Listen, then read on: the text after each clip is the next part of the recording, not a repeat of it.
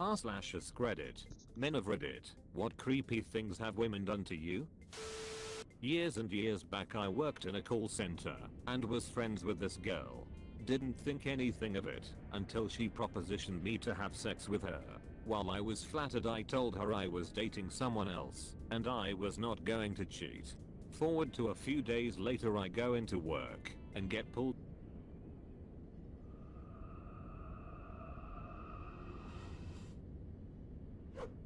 CPS workers of Reddit, what was the worst case you have seen? One of my uncles was a CPS worker for a good amount of time before he just couldn't do it anymore, and I can remember two cases that he brought up while at a get-together. First, mom was sending her 6 to 8-year-old daughter over the border to Mexico on a bus, where she would be picked up by pedophiles who would keep her for a few hours before sending her back with payment. Second, dad was raping his 16-year-old son to the point that he had developed a defense mechanism that involved crapping on himself to keep his dad away. He ended up having to wear adult diapers after.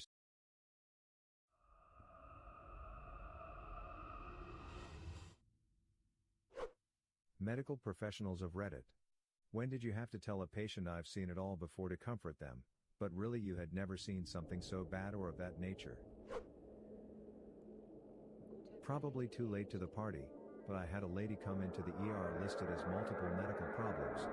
This usually means diabetes and the issues stemming from it, or maybe bleeding issues from another disease, or maybe odd blood tests results at a clinic.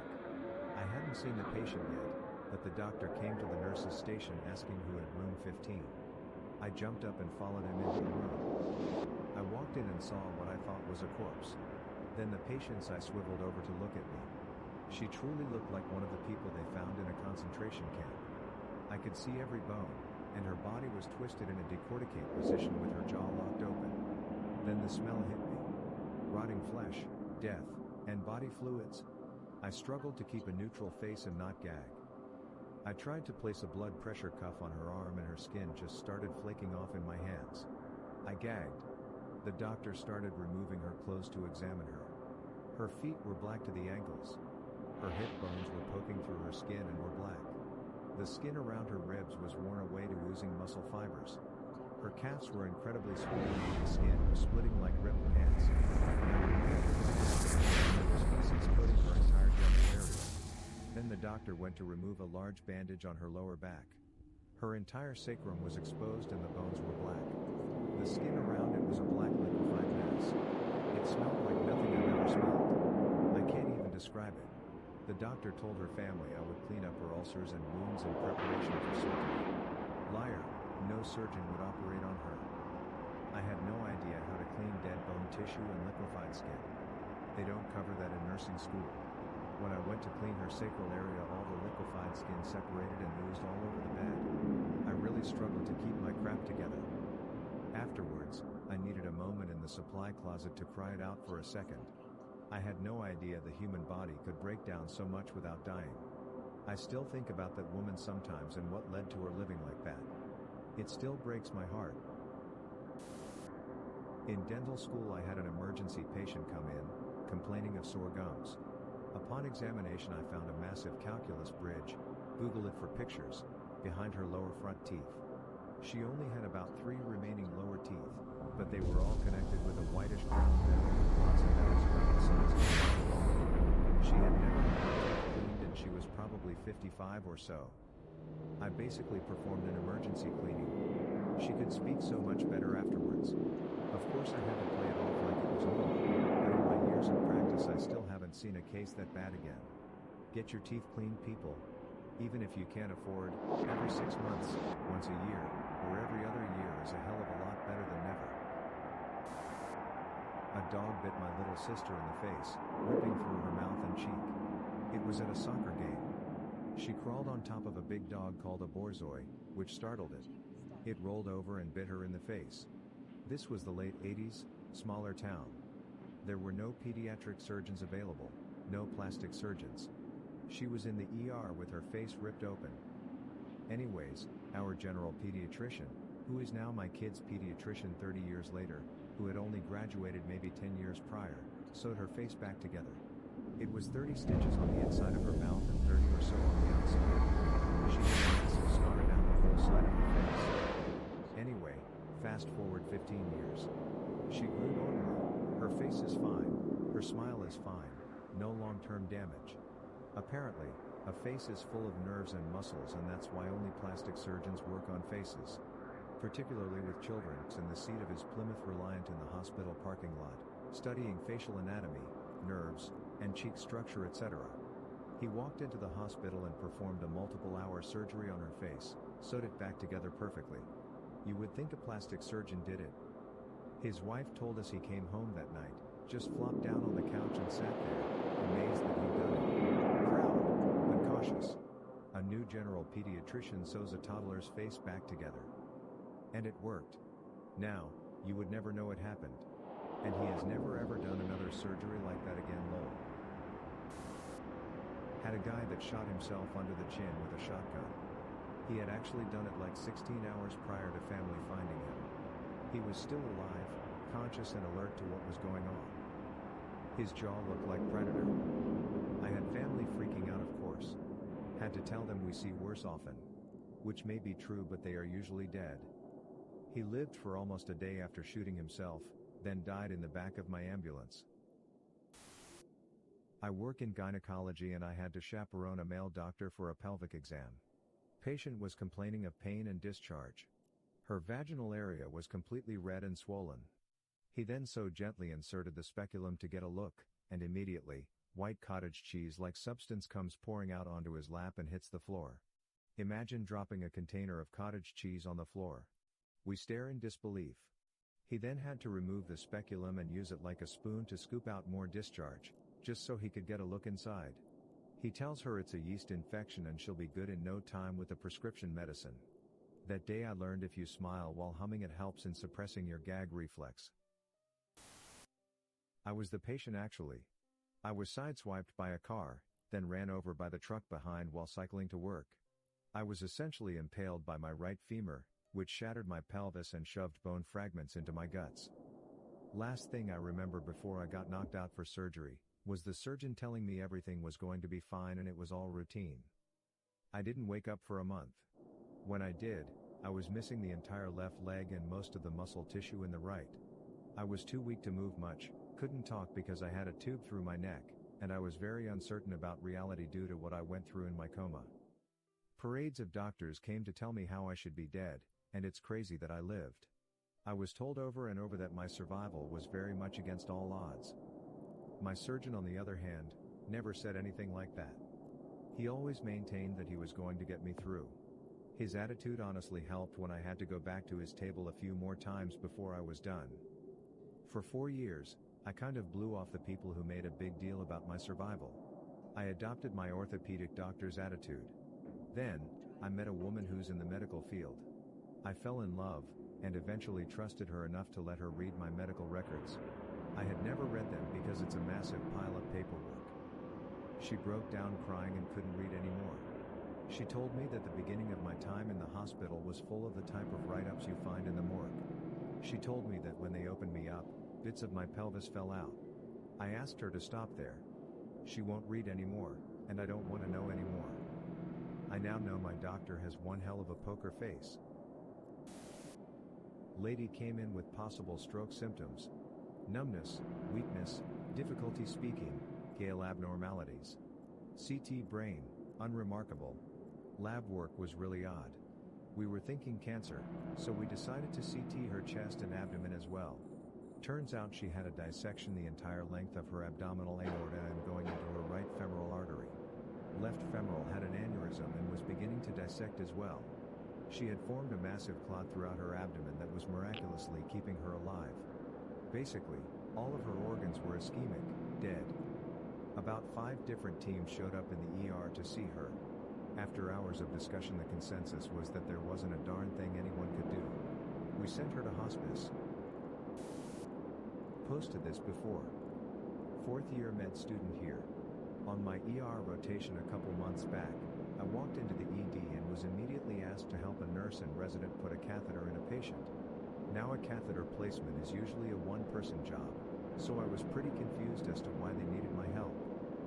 I walk into the patient room and I'm immediately greeted by a disgusting rotting flesh smell. Worst thing I've smelled in my life. The patient has to be pushing 400 pounds and has the worst edema, soft tissue swelling, from congestive heart failure I've ever seen. His scrotum and penis foreskin are about the size of a small watermelon, and the foreskin had swollen completely over the tip of his penis. The nurse had a speculum, tool OB-GYNs used to look inside vaginas, inserted into the man's foreskin while the resident took the catheter in a hemostat, pliers type thing, and jammed it into the man's pee hole for 20 minutes. They finally got the catheter in and took the speculum out. It was covered in a thick brown discharge that looked like fermented pea crap. I still don't know how he let his scrotum and penis swell that much. Edit. We comforted the patient the whole time and kept telling him we had done it like this before. Total lie. No one in the ED had ever done or seen anything like it.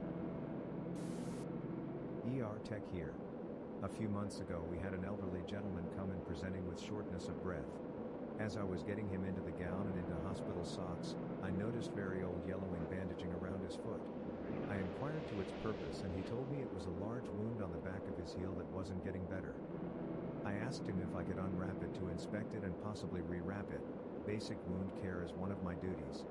And it was a literal hole in his heel about 4 centimeters in diameter, skin necrotic around the edges, with a large flap of skin covering the middle. I wasn't terribly shocked until I swore I saw the skin flap writhe a little bit. I got the patient's consent to look under the skin flap and sweet galactic Jesus, there were 3 sizable maggots just chilling. I've read about it before but I have never seen it in person. My brain went, what in the solar F? And despite my attempt at a poker face, the gentleman read my reaction and asked, is it that bad? I was straight up with him and told him that the wound had maggots and needed immediate treatment, and the poor guy started apologizing for bringing something disgusting. I told him I see this more often than you think. Maggots are actually great at cleaning out dead tissue and are used as treatment sometimes. He seemed relieved by that, but it was definitely my first time ever seeing a maggot-infected wound. Genital warts the size of grapes on the guy's penis. Quote from him, the ladies never complain. I'm an RN who specializes in wound care. We see a lot of crazy things in my clinic. A common occurrence is a pilonidal cyst, which is an abnormal growth in your gluteal cleft, aka butt crack, that contains hair.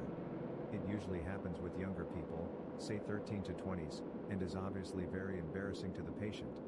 When we get them, they've already had the surgery to open and extract the cyst, so there's a few holes left that we have to heal. One poor soul that came in had the worst post-surgical hole I've ever seen. It was so big it extended from the top of her crack to the top of her anus, on either side about 12 centimeters. It was like the surgeon carved out most of her butt. The patient was devastated, and I tried to comfort her by telling her she's not the worst I've ever seen. Poor girl. Lots of stories, many already covered by others. I will share this particular story with my legs crossed. Motorcyclist came in after someone turned left without checking. He had gone over the hood, slid and somehow somersaulted, landing on his butt sitting up. He slid across intersection mostly on his butt, getting serious road rash. Luckily he was only a block from hospital and ambulance. They pack him and bring him to the ER. We end up cutting off his chaps and jeans, and begin the cleanup of gravel and sand embedded in his thighs and butt when all of a sudden, his testicles fall out of his scrotum. He had basically sandpapered a hole in his scrotum while skidding on his butt. The attending pauses, grabs the saline, irrigates scrotum and nuts, fondles them back into place while humming. I handed him some gauze to pack the wound and smiled at the patient who was under a local. Then I went on break, went fetal and dry heaved. I worked as a tech in the ER for a while and had a woman in her 40s present with burning and pain down below, discharge and a bad smell. I got the cart set up for a vaginal exam, got her vitals, blood and urine. She couldn't pee because of the pain, she said. All the basic jazz you do when someone comes into the ER. I process my samples and let the nurse know everything is done, and she goes to talk to the woman, and it essentially goes as this. No, she hasn't had any trauma, no assault. No, she doesn't know what's going on, but it started about 3 weeks prior. Long story short, we get the doctor as the woman refused to let the nurse take a look, and we are all in the room when the doctor turns the light on under the drape, and immediately asks if she's been using any medication vaginally. There's clearly a lot of irritation and swelling as well as a very strong odor, and she hadn't even inserted the spec yet. The woman says no, nothing. At this point the nurse goes to get some saline and I'm left to hand off tools and handle any swabs. The first swab handed to me was literally tinged a pale green, clearly infection. I'm capping it and the woman smells the odor slowly filling the room finally and starts apologizing. I had to say while trying not to gag, no need to apologize, I've seen much crazier things, just relax and we will get you all fixed up. Well, the nurse comes back with saline and the doctor starts essentially flushing this woman's vagina, trying to clear out all this discharge and infection so she can see what's going on. And all of a sudden, she stops and asks if she's sure she hasn't been putting anything in her vagina to treat any medical condition, even something not given by a doctor. And that's when we found out, for about a month, this woman had been douching with a bleach and water mix to try and cure a yeast infection, because she read that in hospitals, we wash down with diluted bleach to kill germs and thought it would work. She was riddled with chemical burns and infection and was immediately transported to a bigger hospital. So yeah, that happened. Paramedic here. Had a homeless guy call saying he stepped on a nail about a year ago. I could smell it from the door so I expected it to be bad, but when I went to pick up the leg by his heel there was just nothing there. His foot just evaporated into pus and maggots, and his metatarsals clinked through my fingers.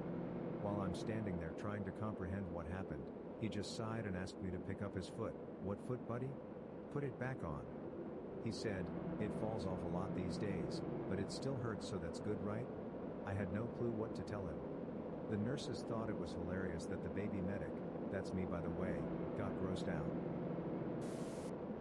Had a patient who needed a lower GI study to find/fix a bowel bleed. To get a study done you need to poop clear mucus. 3 days we bowel prepped with heavy laxatives and enemas. He barely pooped anything.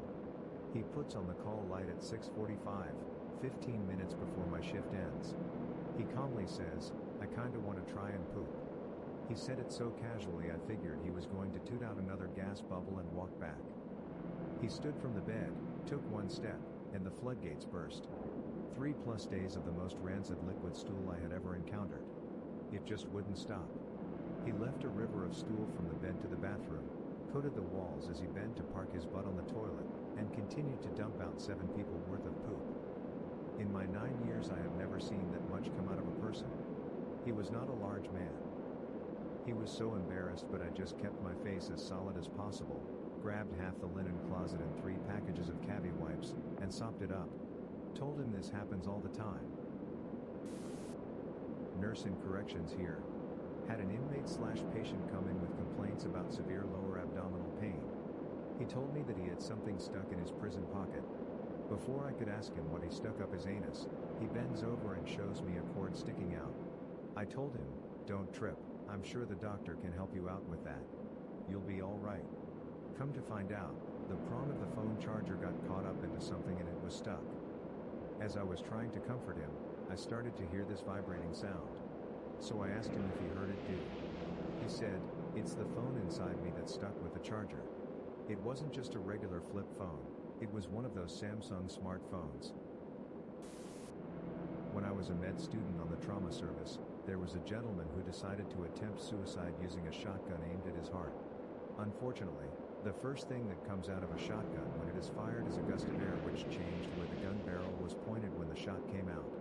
The shot pellets ended up hitting everything but his heart. Lungs, ribs, spleen, stomach, liver, pancreas, and large and small intestines. In the OR the attending surgeon told me to put my hand on his beating heart, because that will likely be the only time in my medical career that I would touch a beating heart. I did. It was cool. In case anyone reads this in a thread with 1,500+ posts. He survived. Though he was on the trauma service for the entire month I was there, and was in the hospital for a long time further. A little late to the party. Not the worst, but I had a patient once with a stomach bleed and a small bowel obstruction. We had to put in an NG tube that goes in your nose and down to your stomach, to drain/decompress his stomach which was pretty distended and hard. I'm inserting the tube and as soon as it hits this guy's gag reflex, he projectile vomits and sprays very dark half-digested blood all over himself, the bed, the wall, and the floor. It's basically a scene from The Exorcist. I had to dive out of the way and somehow was unscathed. He couldn't stop for almost 10 minutes as we're trying to get this thing down to where it needs to go. Finally finished placement, and it immediately suctions out around 3 liters of this black sludge that is old digested blood. Patient was mortified and we had to play it off like, oh no it's fine, it's really common to vomit during the procedure. We'll just go get some towels and clean you up. My coworker and I left the room and just stared at each other in silent shock. I had to have my leg rebuilt after a car accident and was eventually sent to Duke University for my surgery. My surgeon was supposed to be like the best orthopedic surgeon in the country. I think he used to work for the Baltimore Ravens. Anyway, all the doctors from my hospital at home were very unsure if I would even have a functioning leg, let alone walk normal again. The first appointment at Duke, that dude told me it was really not a big deal and he would have me fixed almost good as new. I honestly thought he was just trying to be nice and optimistic, but he was very serious. 5 months later I was walking and learning how to run again. He said I was one of the most complicated surgeries he has had to do, and a group of surgeons flew in to observe him do it. Not even close to a medical professional, but my aunt is a nurse and told me about a guy who came in coughing up blood and maggots, and it turned out to be some worms he got from eating something that ate through his stomach lining into his esophagus and were in his throat. I'm a nurse and I work in a pediatric ER. A young woman brought her baby in to be seen for vomiting. I asked her to put the baby on the scale. While on the scale I noticed a strong odor of bug spray, so I asked about it. Mom say, a roach crawled into her mouth, so I sprayed a little Raid in there. She said it matter-of-factly like it was no big deal. Cue up calls to the police, CPS, and a one-on-one sitter for the child and the mom. When all was said and done the baby was fine and turned over to her grandmother, so no worries there. I have no idea what happened to the mother. I don't believe she was intending to hurt the child. I think she was just hella ignorant.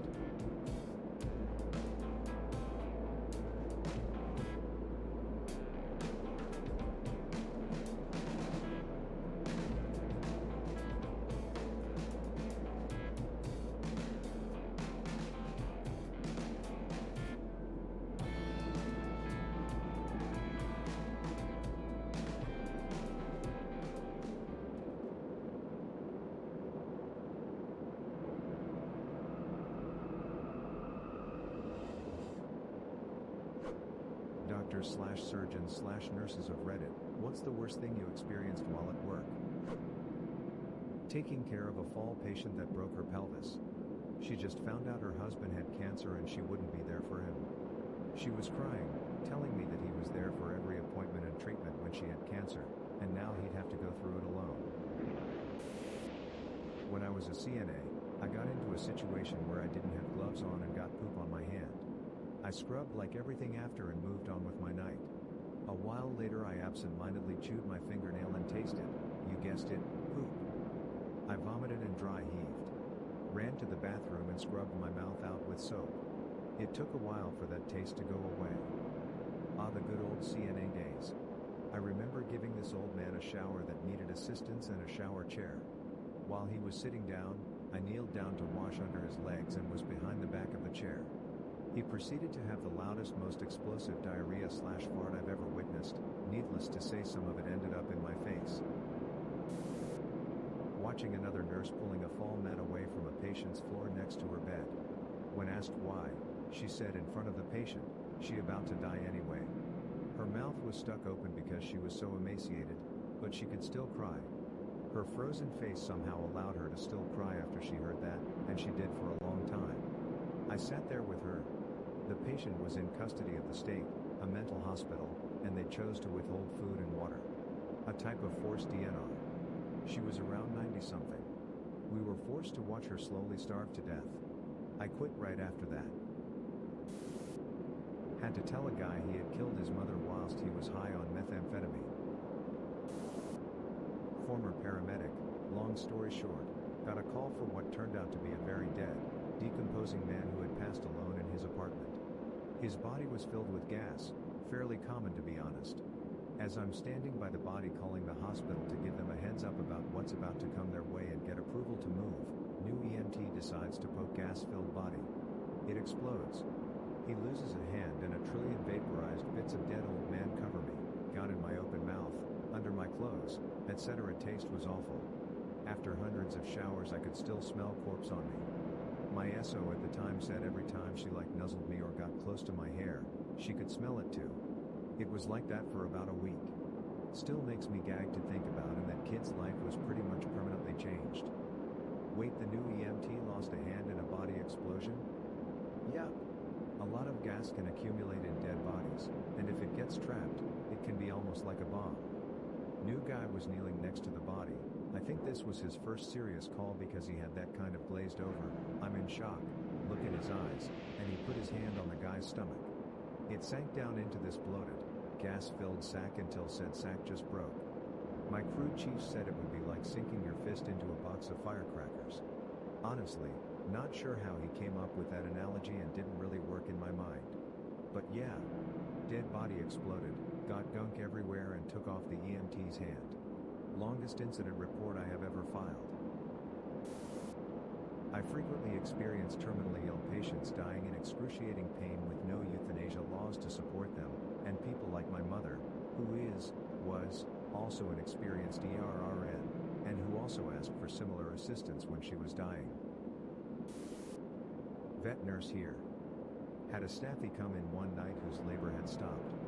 We gave her the drug she needed and the labor started back up. Sadly, it had stalled for so long that the next 3 pups up the line were dead. Their placental sacs were already green and necrotic looking. We managed to save the last 2. Now, we let mom have a normal labor with normal behaviors, so this meant that she ate those 3 necrotic placental sacs.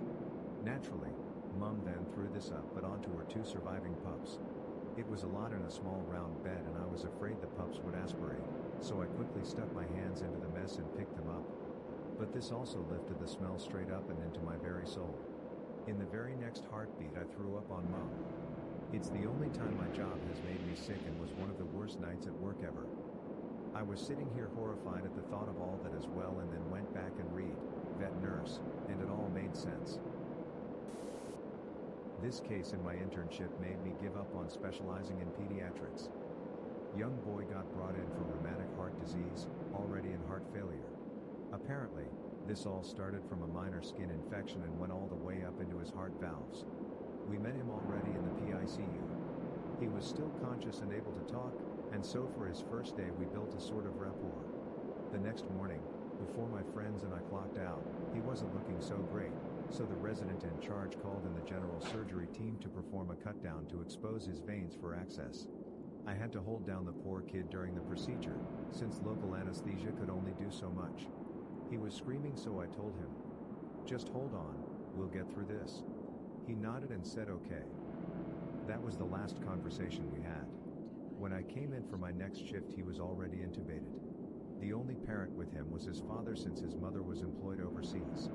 Now for many of these cases, a letter to the employer is needed to explain why so-and-so must go home in this case of family emergency. I volunteered to draft the letter and send it out so we could get this lady on a flight soon and have her come home for her son. As soon as I put the last period on that letter, I was typing in the nurse's station. The kid coded just a few feet away.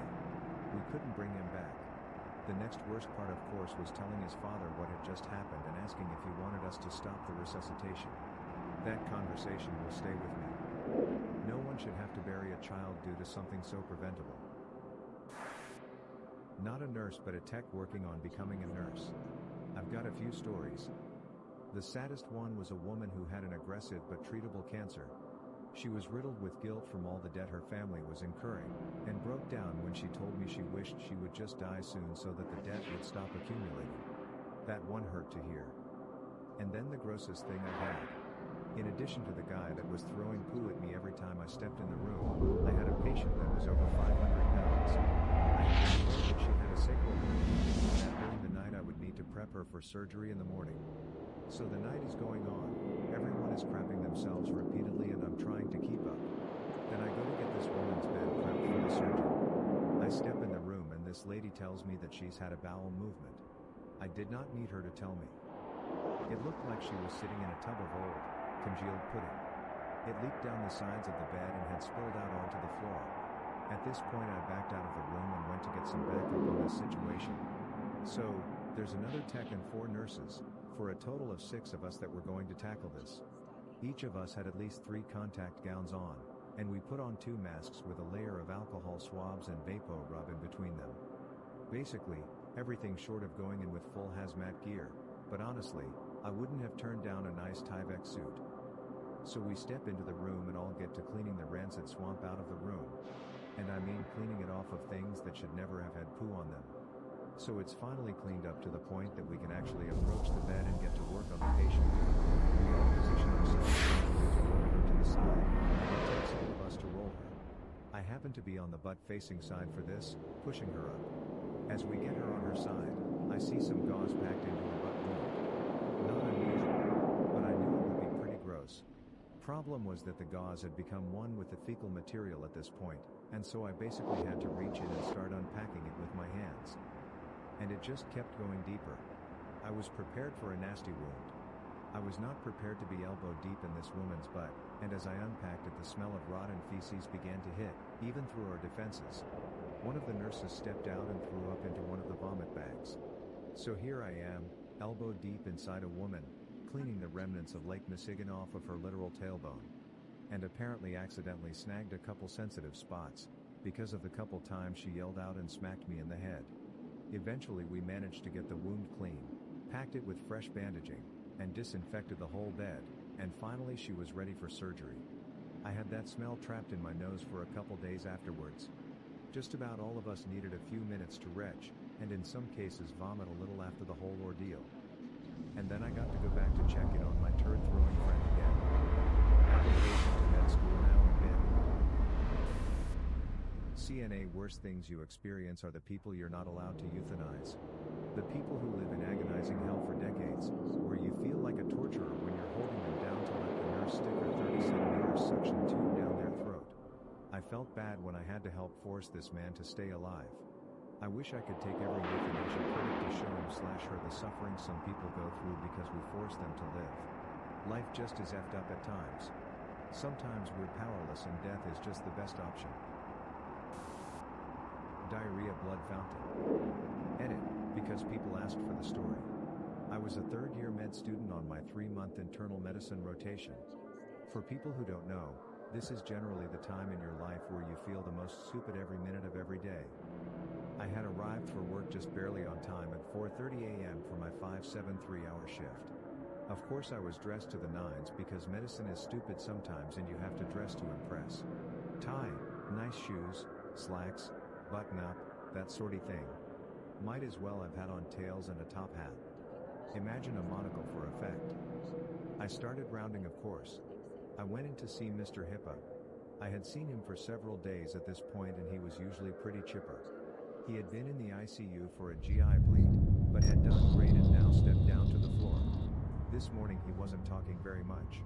That's not unusual though, it was 4:42 a.m. and I was barely conscious myself. But something felt off and there was just an odor in the room. My spider sense was tingling so I checked the bathroom. They always say you only have to smell Molina once to never forget. This was my once. The floor, the toilet, the walls, were covered in that inky black butt spray. I was assaulted by the pungent aroma of iron shavings and death. It was icky. So I went. Oh crap, Mr. Hippa. I'll be right back.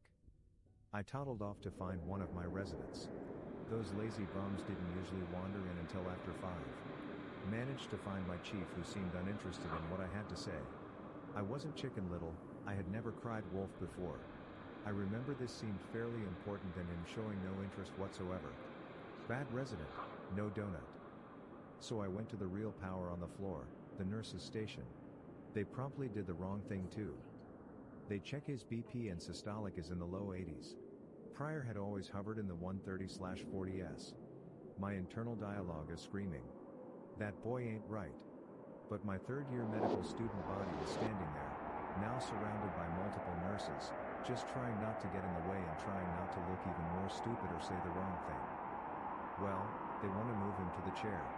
I still, all these years later, have no idea why. I managed to squeak out should we be standing him up right now given the crazy low BP and massive blood loss?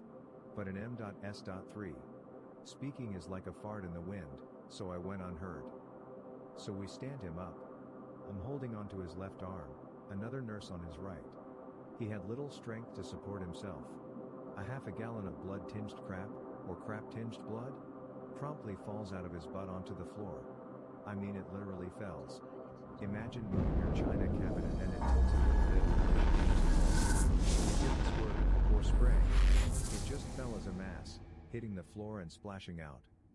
At that point Mr. Hippa decides, enough with being conscious, and promptly passes the F out.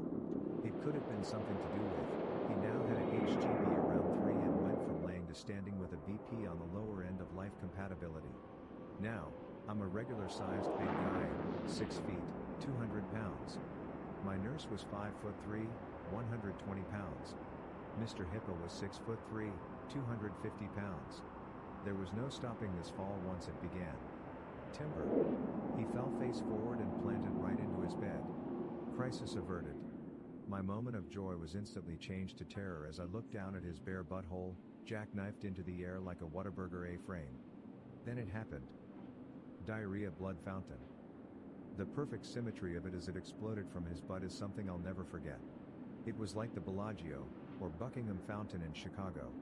Just this perfect fluid dynamic cone that reached 1.5 feet into the air, then gently allowed gravity to pull it down, making that gorgeous trumpet-like flare.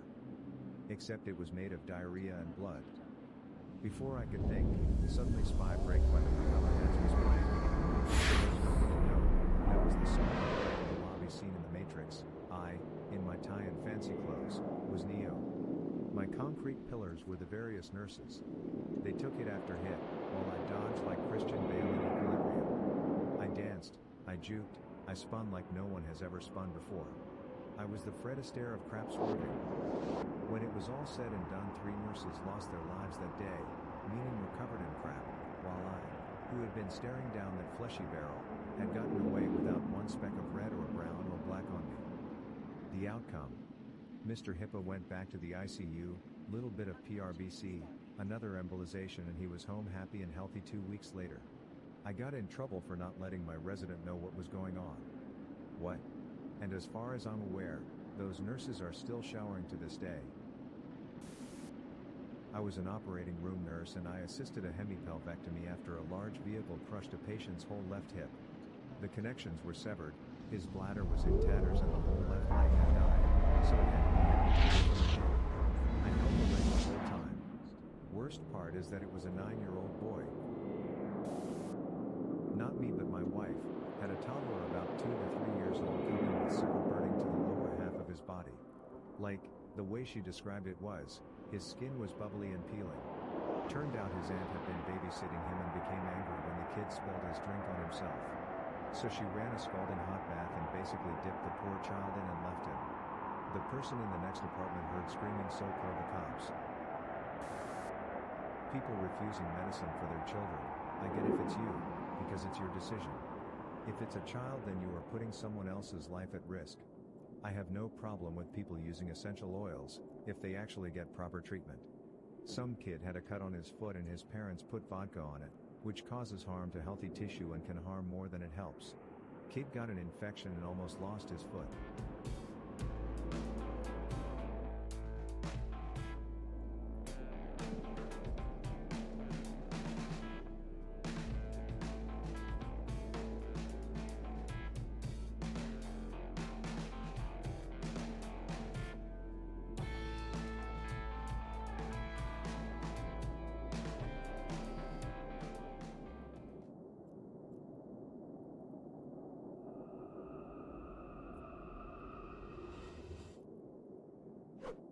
Doctors, nurses, Redditors, what has been your most gory, disgusting, or worst medical experience? Autopsy tech/death investigator. A morbidly obese man had died in a cheap motel room with the heat cranked up and wasn't found for several days. By the time we got him to the morgue, he was horribly bloated from decomp gas and was purple and green all over. There was lots of skin slip.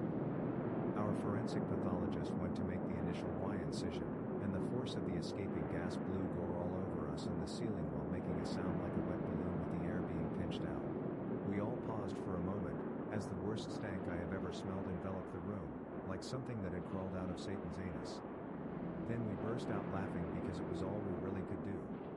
It didn't help that he was leaking liquefied fat all over the floor. That crap is slippery. My boots have never been the same since.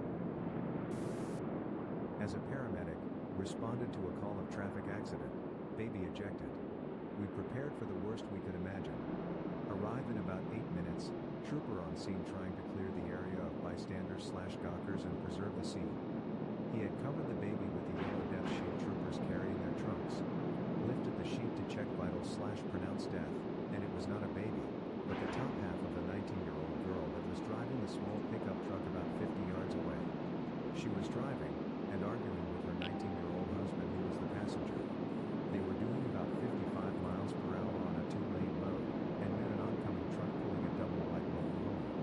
She ran under the front corner of the mobile home, cutting her in half. Her bottom half remained in the driver's seat, while her unhurt husband watched as the truck was skidded another 50 to 60 yards, sideswiping a minivan, sending it into the ditch upside down. When the truck came to rest, her bottom half fell out onto the ground. We also found a trail of ribs from the cab to the bed, and down the pavement to the top half. It looked like a movie set. Her top and bottom looked unhurt, but from mid-chest to about pelvis was strung along the road. The husband was absolutely freaking out about what he had just seen. He was babbling incoherently, running around swinging at people, just a mess. A witness who lived right in front of the scene started having chest pains and had to be transported. We took the husband, and I called medical control and actually got orders to give him 4 Valium, something paramedics normally can only give for grand mal seizures. The driver of the big truck was fine, but was also very, very distraught at what he had just witnessed. That was 16 years ago, and I can still remember pulling up to that scene like it was yesterday. OR nurse here. This is kind of a long one. I was taking call one night, and woke up at 2 in the morning for a general surgery call. Pretty vague, but at the time, I lived in a town that had large populations of young military guys and avid meth users, so late night emergencies were common. Got to the hospital, where a few more details awaited me. Pararectal abscess. For the uninitiated, this means that somewhere in the immediate vicinity of the butthole, there was a pocket of pus that needed draining. Needless to say, our entire crew was less than thrilled. I went down to the emergency room to transport the patient, and the only thing the ER nurse said as she handed me the chart was, "Have fun with this one." Amongst healthcare professionals, vague statements like that are a bad sign. My patient was a 314 pounds Native American woman who barely fit on the stretcher I was transporting her on. She was rolling frantically side to side and moaning in pain, pulling at her clothes and muttering Hail Marys. I could barely get her name out of her after a few minutes of questioning, so after I confirmed her identity and what we were working on, I figured it was best just to get her to the anesthesiologist so we could knock her out and get this circus started. She continued her theatrics the entire 10-minute ride to the OR, nearly falling off the surgical table as we were trying to put her under anesthetic. We see patients like this a lot, though, chronic drug abusers who don't handle pain well and who have used so many drugs that even increased levels of pain medication don't touch, simply because of high tolerance levels. It should be noted, tonight's surgical team was not exactly wet behind the ears. I'd been working in healthcare for several years already, mostly psych and medical settings. I've watched an 88-year-old man tear a 1-diameter catheter balloon out of his penis while screaming, "You'll never make me talk." I've been attacked by an HIV-positive neo-Nazi. I've seen some crap. The other nurse had been in the OR as a trauma specialist for over 10 years. The anesthesiologist had done residency at a level 1 trauma center, or as we call them, knife and gun club. The surgeon was ex-army, and averaged about 8 words and 2 facial expressions a week. None of us expected what was about to happen next. We got the lady off to sleep, put her into the stirrups, and I began washing off the rectal area. It was red and inflamed, a little bit of pus was seeping through, but it was all pretty standard. Her chart had noted that she'd been injecting 4 drugs through her perineum, so this was obviously an infection from dirty needles or bad drugs, but overall, it didn't seem to warrant her repeated cries of, "Oh Jesus, kill me now." The surgeon steps up with a scalpel, sinks just the tip in, and at the exact same moment, the patient had a muscle twitch in her diaphragm, and just like that, all hell broke loose. Unbeknownst to us, the infection had actually tunneled nearly a foot into her abdomen, creating a vast cavern full of pus, rotten tissue, and fecal matter that had seeped outside of her colon. This godforsaken mixture came rocketing out of that little incision like we were recreating the funeral scene from Jane Austen's Mafia. We all wore waterproof gowns, face masks, gloves, hats, the works. All of which were as helpful as rain boots against a fire hose. The bed was in the middle of the room, an easy 7 feet from the nearest wall, but by the time we were done, I was still finding bits of rotten flesh pasted against the back wall. As the surgeon continued to advance his blade, the torrent just continued. The patient kept seizing against the ventilator, not uncommon in surgery, and with every muscle contraction, she shot more of this brackish gray-brown fluid out onto the floor until, within minutes, it was seeping into our nurse's shoes. I was nearly 12 feet away, jaw dropped open within my surgical mask, watching the second nurse dry heaving and the surgeon standing on tiptoes to keep this stuff from soaking his socks any further. The smell hit them first. Oh God, I just threw up in my mask. The other nurse was out. She tore off her mask and sprinted out of the room, shoulders still heaving.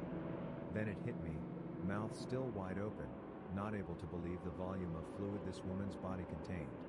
It was like getting a great big bite of the despair and apathy that permeated this woman's life. I couldn't effing breath. My lungs simply refused to pull any more of that stuff in. The anesthesiologist went down next, an XNCAAD1 tailback, his 6'2" frame shaking as he threw open the door to the OR suite in an attempt to get more air in, letting me glimpse the second nurse still throwing up in the sinks outside the door. Another geyser of pus splashed across the front of the surgeon. The YouTube clip of David at the dentist keeps playing in my head. Is this real life? In all operating rooms, everywhere in the world, regardless of socialized or privatized, secular or religious, big or small, there is one thing the same. Somewhere, there is a bottle of peppermint concentrate. Everyone in the department knows where it is, everyone knows what it is for, and everyone prays to their gods they never have to use it. In times like this, we rub it on the inside of our masks to keep the outside smells at bay long enough to finish the procedure and shower off. I sprinted to our central supply, ripping open the drawer where this vial of ambrosia was kept, and was greeted by an empty effing box. The bottle had been emptied and not replaced. Somewhere out there was a godless bastard who had used the last of the peppermint oil, and not replaced a single effing drop of it. To this day, if I figure out who it was, I'll kill them with my bare hands, but not before cramming their head up the colon of every last meth user I can find, just so we're even. I darted back into the room with the next best thing I can find. A vial of mastisol, which is an adhesive rub we use sometimes for bandaging. It's not as good as peppermint, but considering that over 1/3 of the floor was now thoroughly coated in what could easily be mistaken for a combination of bovine afterbirth and maple syrup, we were out of options. I started rubbing as much of the mastisol as I could get on the inside of my mask, just glad to be smelling anything except whatever slimy demon spawn we'd just cut out of this woman. The anesthesiologist grabbed the vial next, dousing the front of his mask in it so he could stand next to his machines long enough to make sure this woman didn't die on the table. It wasn't until later that we realized that mastisol can give you a mild high from huffing it like this, but in retrospect, that's probably what got us through. By this time, the smell had permeated out of our OR suite, and down the 40-foot hallway to the front desk, where the other nurse still sat, eyes bloodshot and watery, clenching her stomach desperately. Our suite looked like the underground river of ooze from Ghostbusters 2, except dirty. Oh so dirty. I stepped back into the OR suite, not wanting to leave the surgeon by himself in case he genuinely needed help. It was like one of those overly artistic representations of a zombie apocalypse you see on fan forums. Here's this one guy, in blue surgical garb, standing nearly ankle deep in lumps of dead tissue, fecal matter, and several liters of syrupy infection.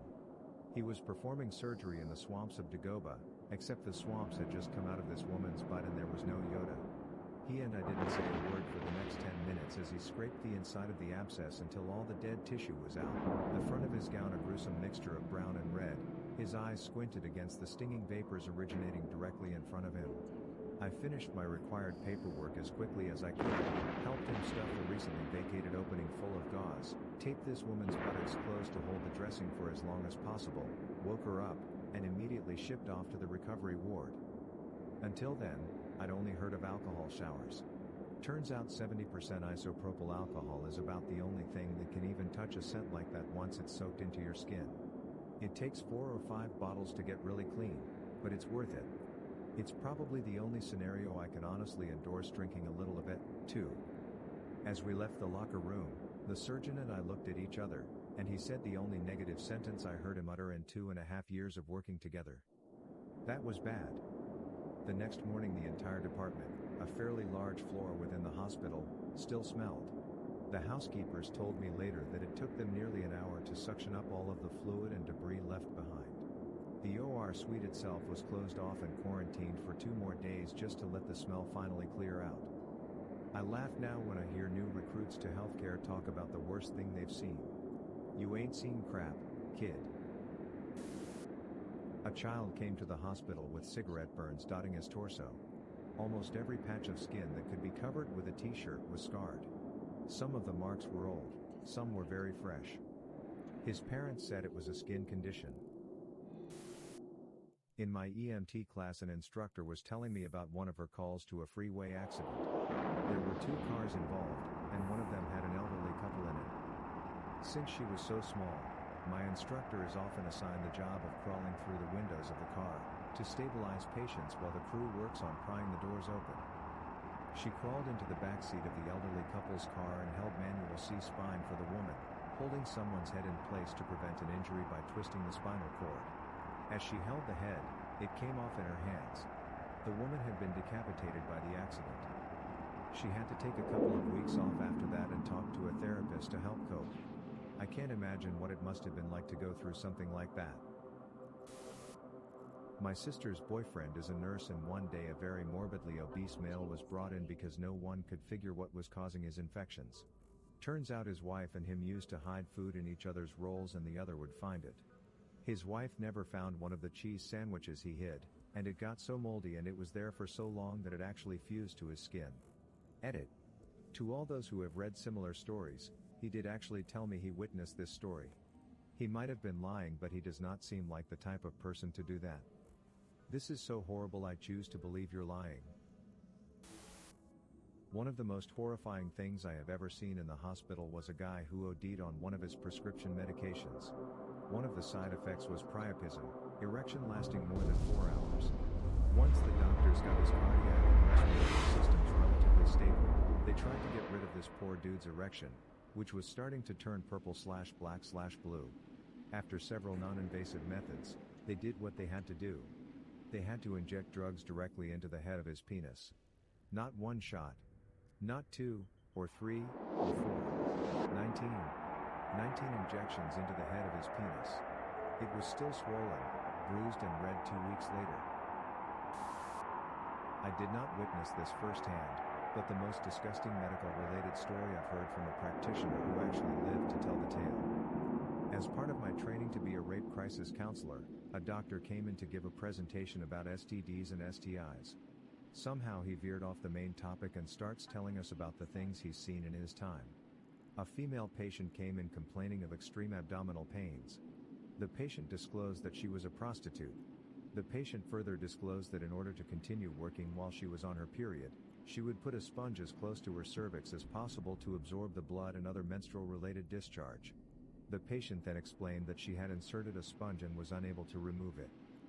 The doctor figured it would be a routine matter of removing a foreign object that had become lodged or stuck, and takes the patient into an exam room to perform the extraction. When the doctor went to remove the sponge, it turns out that the patient had been using a car washing sponge to absorb her menstrual discharge, and that the same sponge had been in her vagina for 3 months. When the doctor finally managed to remove the car sponge, which had turned into black, semi-solidified mass due to excess absorption and nastiness, it also released a total of vagina for 3 months, and the fluid gushed out and nearly covered the entire floor of the exam room. The doctor told us that it was the first time in his 20-plus years of practice that he actually vomited while performing a medical procedure, and that the stench from that room was so foul and pungent that it filled the entire clinic and made a seasoned nurse, who was standing in the hallway, vomit. As the doctor was retelling this horrifying life tragedy that he survived, he didn't look a single person in the eye. His eyes were transfixed on some non-existent point near the horizon of his traumatized memory. I was assisting in a crash C-section once. The mother was eclamptic, sky-high blood pressure, and the only cure is to deliver the baby. But she was only 25 weeks. It was so fast that there was no time to get an epidural, so we had to put her under general anesthesia. The baby had a strong and healthy heartbeat, but of course, once you deliver at 25 weeks, that doesn't matter. The father sat in recovery, beside his wife's stretcher, holding their dying baby. The whole time, tears and tears just running down his face. He never said anything. He just sat, without talking, holding a tiny bundle of blankets, looking down at a perfectly formed tiny face struggling to breathe. The mother was still sedated, but when I walked in, the father had the bundle in one arm, and was holding the hand of the mother with his other hand. He was humming a lullaby. He just held and held the baby until he died in his arms. Never saying a word. Just rocking it back and forth, humming to him. Crying the whole time. Burned in a boiler explosion. His skin hung in strips off of his body, as if it had slipped off, like how easily the skin of a tomato slips off after it is boiled. Underneath was glistening pink/red flesh. The room smelled of cooked flesh and mechanical grease. The poor man was aware and moaned/screamed in pain. It was terrible. Stories from Dr. Friends. 1. Guy was scratching his hemorrhoids with a 50mm bullet and it got stuck up there. Since it was a live round, the bomb squad was called and held their blast shields or whatever around the patient's butt as it was removed. 2. Couple wanted to make perfect/custom dildo for guy's butt, so they put a condom in and filled the condom with cement. Condom breaks and almost a foot of his intestines has to be removed. My mom is a nurse in the ICU. One day, she got an elderly patient that was in terrible condition. The woman's toe was literally rotting off while still attached to her foot, and most of her body was covered in dried poo. In some places, the poo was literally inches thick. She was also half-starved and had bed sores from not moving. The most horrifying part is that this old woman had been living with her own son the entire time. She'd fallen down in their kitchen, and he had just left her there.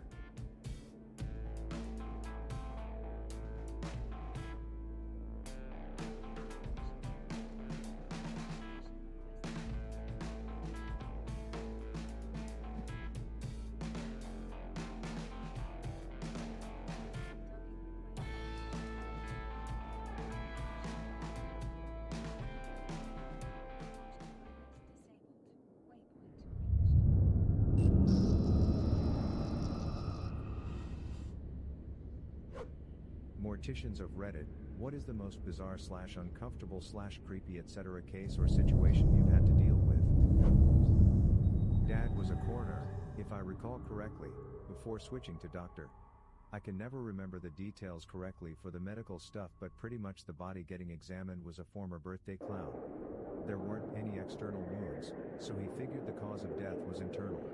The guy had gastroparesis, which to my dad meant, cool, stomach contents should be in good shape. His team opens the dude up and sees this flurry of F. There's partially digested birthday cake, that edible confetti stuff, effing streamers, and about a dozen pills of Xanax next to all of it. Dad sifts through the stomach some more and sees what looks like a sponge of some kind. He pulls one out and it's an effing sponge dino that comes in those capsules you drop in water.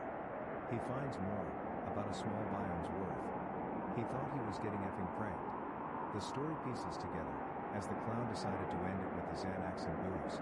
He gets a store-bought cake and eats it with everything on it, then chases down some dino sponges just for the hell of it. Heard on the news a friend from my youth had been killed. I was terribly sad for him. He never could escape his demons and it led him down some terrible paths. Came into work a few nights later and there he was, face completely bashed in by a rock. This wasn't the first time someone I knew ended up in our morgue, but certainly the saddest. I worked my cousin's fatality wreck. I was first on scene and didn't even recognize him. It took all I had to make, the knock, and tell my aunt and uncle, but I felt like I was the one that had to do it. My ex-in-laws were in the death business. They told me the story once about the county attorney whose wife passed away. The family was very wealthy and she had a mouth full of gold fillings. The attorney demanded that my in-laws retrieve the gold from her mouth.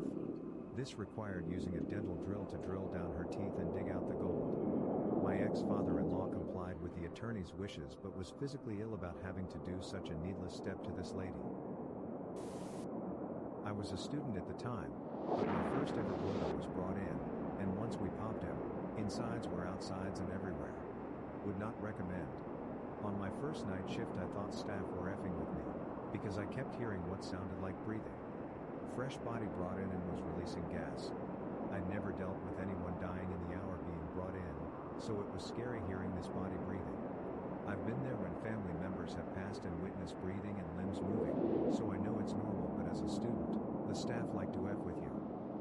Bizarre one was piecing a guy back together after he committed suicide by gunshot to the face. Family wanted an open casket. Had to try our best, then ask one family member in to see if they still wanted open casket, because we just didn't feel like it was right. Dad come in, sees that no matter how we tried we couldn't make him look the same as before, and agrees that family shouldn't see him this way. The day we delivered him to the funeral parlor, family changes their mind and has open casket anyway. Found out rest of family didn't know he shot himself in the face. We ended up getting a letter of complaint from other members of the family for the open casket. I finished as a student a few days after, but would still love to be in that career though. I had never been in the room with death until my infant daughter passed away last weekend. Congenital brain issue, expected death at home. She died quite suddenly, and I'd always heard that bodies can move and breathe after death. I was holding her, she had stopped breathing, and she had no heartbeat. We had a stethoscope handy because she was on a feeding tube and we had to check placement. Suddenly she started gasping. She started doing agonal breathing, a completely last-ditch brainstem reflex to revive herself. I thought it was just gas at first. Then she kept doing it. After about 5 minutes of being dead and blue and without breathing or heartbeat, she brought herself back completely. Pinked right up, normal heart rate. It was the most incredible and shocking and awful thing I've ever seen in my life. I wish someone had warned me this was possible. When the hospice nurse got there she said that dying infants often practice death and die several times. Our daughter incurred some brain damage from this, not that it was an issue in our case. She ended up dying and reviving herself with agonal breathing one more time before she finally passed. The process took 8 hours. Now that I have seen someone die and come back, I fully understand why people usually otherwise invented paranormal explanations for these things. I saw this with my own eyes and still don't believe it. I work with the dead, procure eyes and corneas for transplant. While I was working on one guy at the medical examiner's office, they brought in another guy, whose cats had eaten his face clean. Just his face, nothing else. It was a sort of decaying, but still somewhat normal looking, dude, with a bright, Halloween-looking skull picked clean. Lots of murder victims, gunshots, car accidents, even one train accident. A guy who hanged himself in front of his kids with a dog leash, which was still in the bag with his body. High-caliber self-inflicted gunshot wound to the face, with teeth and jaw and bits everywhere and a bunch of gauze stuffed into the remaining hole. Let's not forget the guy in the decomp room who was just a pile of bones, hair, and leathery tissue paired with a bucket of goo. Crazy stuff. But never a dull day. Not a mortician, this comes from my mother back when she was a teenager. Guy she knows takes a job with the local funeral home.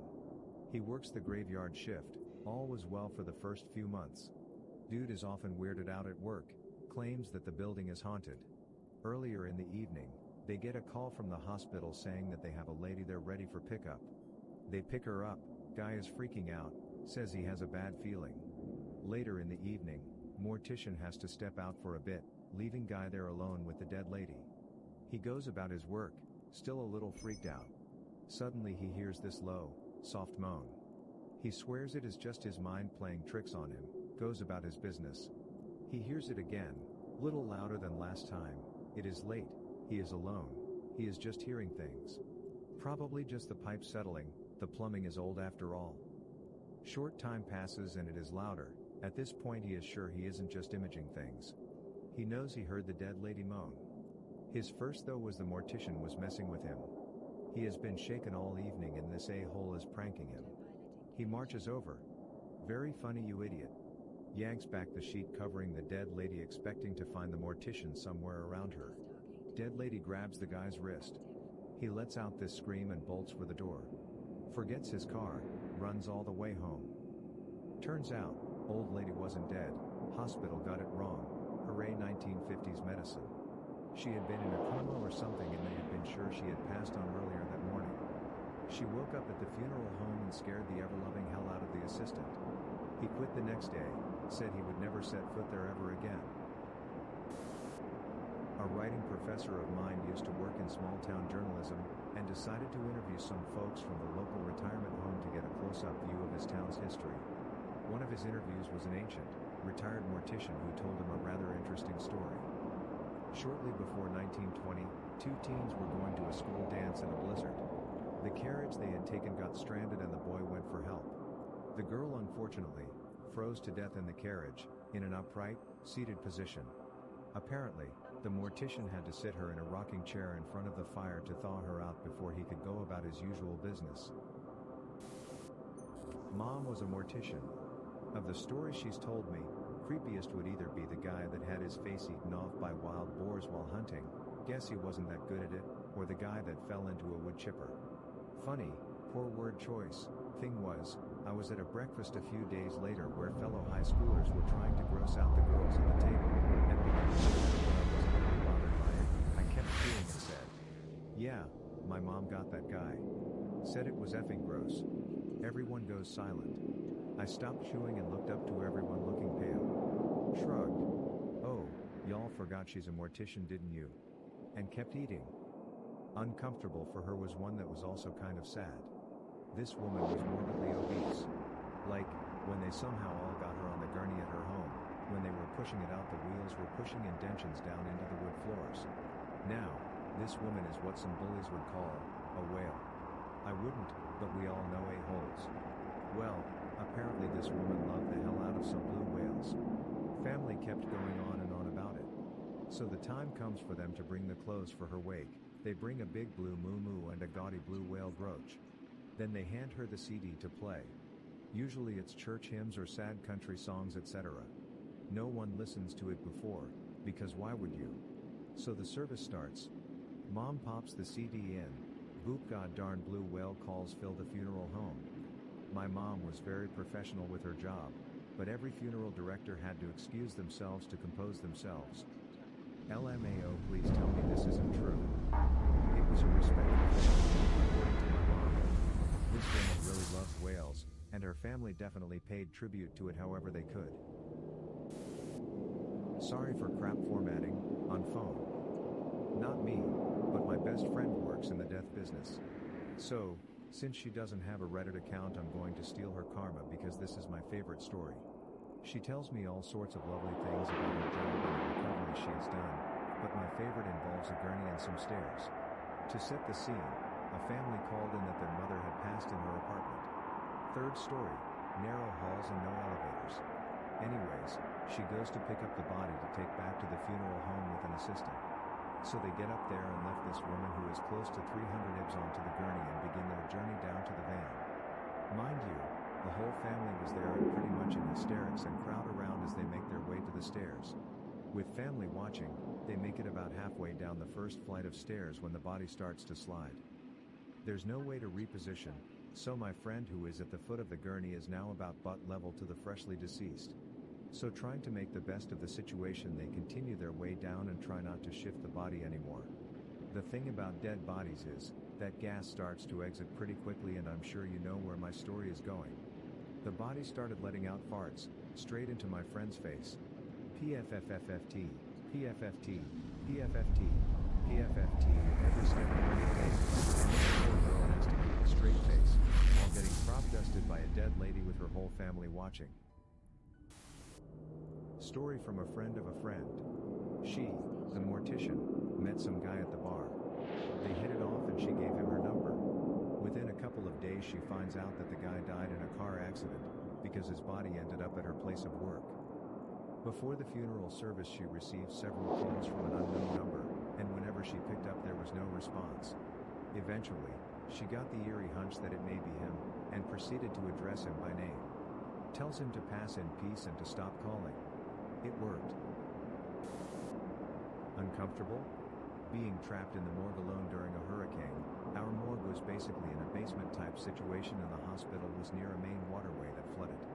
I had to move all the bodies to the highest cabinets, prayed the generators would keep everyone cold, and was standing on my desk for about 2 hours when someone finally came for me. Bizarre would be, drowned guy who was DOA, and once locked up in the cabinet a tapping noise started coming from him. It was a crab that had made itself at home inside him, and when it got cold he wanted out. Creepy was, when we got some people who were doing bath salts and had eaten other people. They looked crazy even in death. A friend of my husband does organ recovery and has told us many stories about the weird stuff that happens to dead bodies. He was working with a new guy on his first night on the job, and the body they were working on moaned and sat up. The new guy passed out, so my friend just propped him up in a corner and went back to harvesting corneas. I don't want to know what it takes to get used to that kind of thing. Most bizarre. Particularly difficult family. None of them could agree at all on what to do with their dad. One faction wanted burial, the other was demanding cremation. After much shouting they finally agreed on a compromise. They wanted us to cut their father's body in half. That way one half could be cremated and the other half buried. I had to explain to the unfortunate arranger, who at this point looked beyond exhausted, that no, we could not saw a human body in half because that would be very illegal and very messy. Not me, but my dad and his friend, the mortician, Mr. Mort. My dad was doing some business on the other side of the state, pretty close to where his friend Mr. Mort lived. Mr. Mort invited him for a coffee, but said, "Hey, while you're here, can you help me with a particularly heavy one?" Meaning a large body needed to be cremated. My dad was in prime shape and said sure. There was a 350 to 400 pound, 25 to 28 stone, lady that needed to be moved from a gurney to the conveyor belt contraption, to be rolled into the crematorium furnace. Normally, she'd be placed into some kind of cardboard coffin, but she was simply too large, so had to go in wearing a hospital gown. After some planning and effort, they successfully moved her over to the belt without dropping her, pushed her into the furnace, and turned it on. The crematorium was nearly automated. Basically, push a button, and it went through everything it needed to do to properly turn whatever was inside to ash. So my dad and Mr. Mort said it, and walked down the street for a coffee. About 20 minutes later, they see a fire truck go by and think nothing of it. Then another one goes by. This was a small town in western South Dakota, so there weren't many fire trucks. They walked outside, and there were flames coming from the crematorium, and some oil was coming from the building. And the smell of burnt ham. What happened?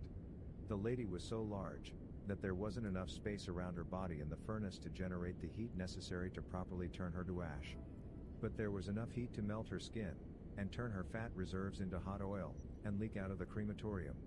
The oil set the building on fire. Thankfully it was in a separated garage, so the entire mortuary didn't go up in flames, and flaming oil started to flow down the driveway and down the street. The first fire engine was parked too close to the fire, and the hot oil flowed past the tires on one corner, then melted and popped them. So you had a bit of pandemonium of firefighters spraying the flames, and others jumping into the two fire trucks to move them away ASAP. My dad is a mortician. We had actually lived above the funeral and my life had been just like my girl. He has been a mortician for over 40 years and has tons of stories. The worst by far is the human soup guy. Apparently, this elderly gentleman passed away while having a bath, with the water still running. He was living alone in the house with very little family. I don't remember how long he was in the bath before someone found him. My dad goes to pick up the body and it's human soup. The hot water constantly running and the amount of time causes body to turn to mush. He said the smell was the worst he ever smelt. He got back to the office later that day and his boss told him to throw away his suit and he'd buy him another. I worked as an autopsy lab assistant at a local medical examiner's office, on the night shift. This usually meant, I was working alone at night between two freezers stocked with the various bits and remains of individuals, unless a doctor needed to do a late-night autopsy for religious purposes, or an investigator or police officer needed to fingerprint a body. We only got those whose cause of death needed to be verified, and usually meant we got the interesting cases. Interesting job, so ask away. The ones that really annoyed or bothered me after a while, annoyance is a part of the detachment and making it just a part of the job, on my end. I'm seeing up to 100 fresh corpses a week. Were the individuals that were extremely obese, talking 500 pounds or so. The one that sticks out is a woman that was 510 pounds and was hit by a car and ejected at high speeds, and then hit by an 18-wheeler. Now imagine 500 pounds of hamburger helper with large bits of organ and bone mixed in, with a few chunks of leg, and that was a fun bag to try to prep an X-ray for autopsy. Having to pull parts of a dude out of a bucket and piece him together like some macabre jigsaw puzzle was a very interesting second day as well. A suicide via crossbow was pretty cool, as you really don't see that every day. The most interesting, that I can share, was a murder via katana. We were all super interested to see what that looked like, and it turns out it was one perfect stroke between the ribs into the heart. No bones were hit, just the heart. We joked about a master ninja hunting the city for weeks after. There are much more crazy ones, but it would be way too easy to identify my area from them, and families don't need the head and heartache from at its long reach. The worst is always decomposing bodies and water finds. It is the worst smell of the bunch by far, and the spongy, soupy texture bodies get from long times in an aquatic environment is the absolute worst. They tend to burst everywhere when you cut them open too. It was a sad job most of the time, as we only got those that suffered a violent death that needed investigated. Lots of children and people that were clearly failed by society. I had a friend who was dating a guy who worked in a morgue. One day, she finds pictures that he had hidden, which showed him having sex with different dead bodies. It's horrifying, but it's personally horrifying to think of someone raping my dead body. It's become a personal phobia.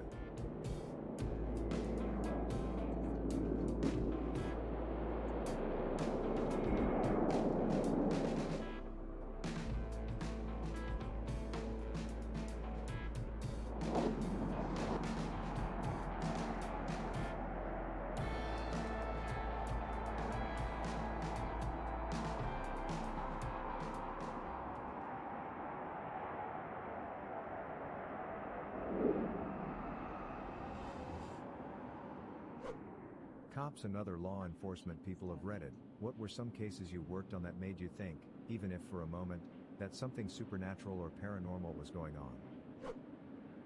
I have posted this before, but here is my possessed woman story. Spoiler alert, as a result of posting this last time, users suggested she could have suffered from catatonic schizophrenia. Was driving along and found a girl just standing in the middle of the road. My initial thoughts were to just to tell her to pay attention. During my whole time with her, she never uttered a word. I was left in a weird situation. She had done nothing, clearly needed help, but medically nothing seemed wrong. As I am pondering what on earth I should do, the girl suddenly starts spinning.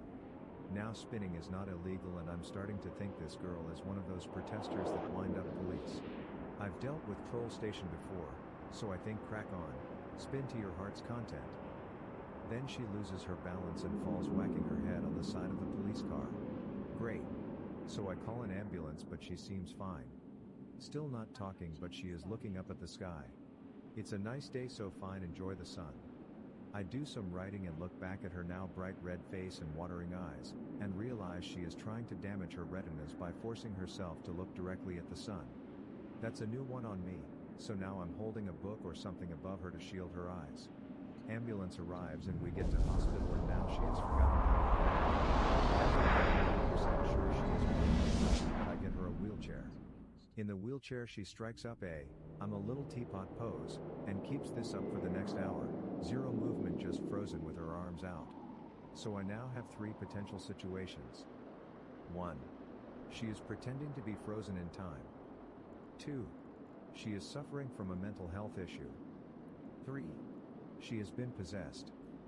By now I'm convinced it's the latter, but I section her and leave her with professionals.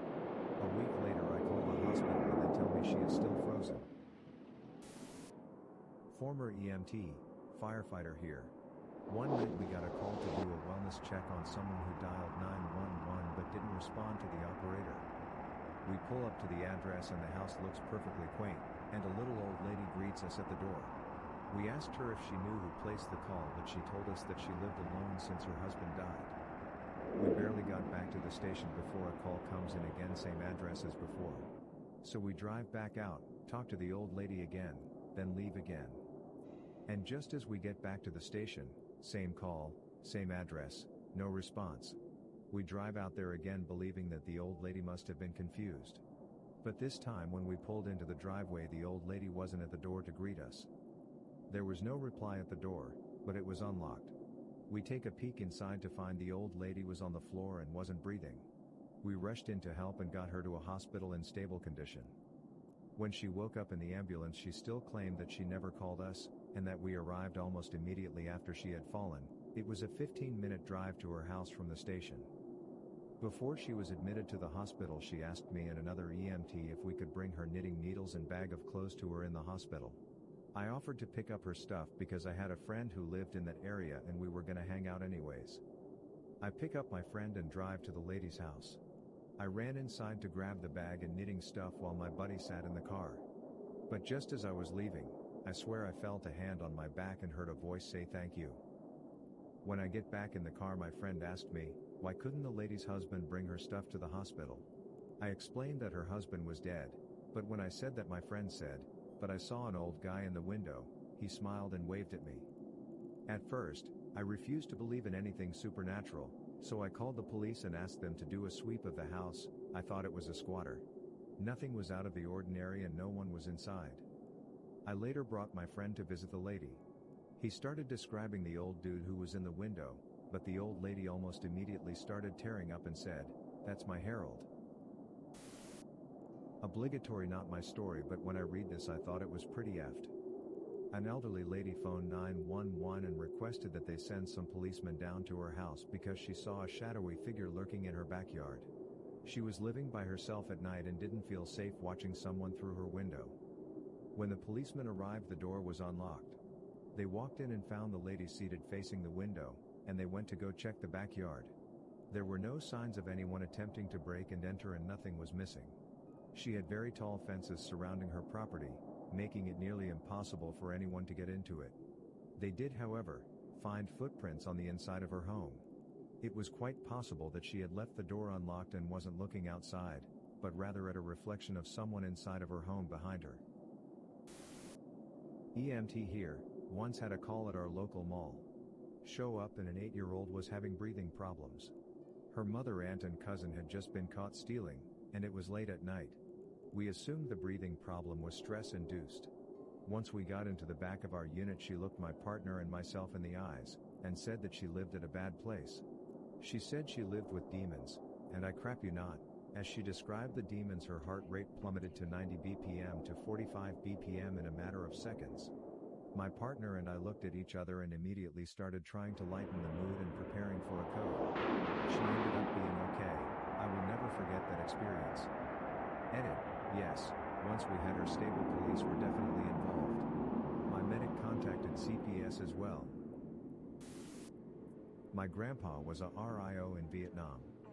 Basically, the guy who told the pilot where to go and what was ahead. One day him and his team are finishing up a mission, and one of his buddies in another jet barrel rolls over them. He then descends into the clouds. They never saw them again. He just vanished. They searched for weeks but no crash site, no communications, nothing. Just poof, gone. This is unexplained, and probably just coincidence, but I still never mention it to my coworkers.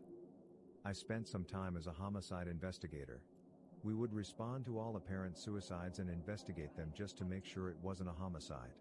Usually we determined a motive for suicide and found a note or other indicator that the person killed themselves. One guy just taped a note to his chest that said, "Happy now, bitch?" and made sure his wife found him after he hanged himself.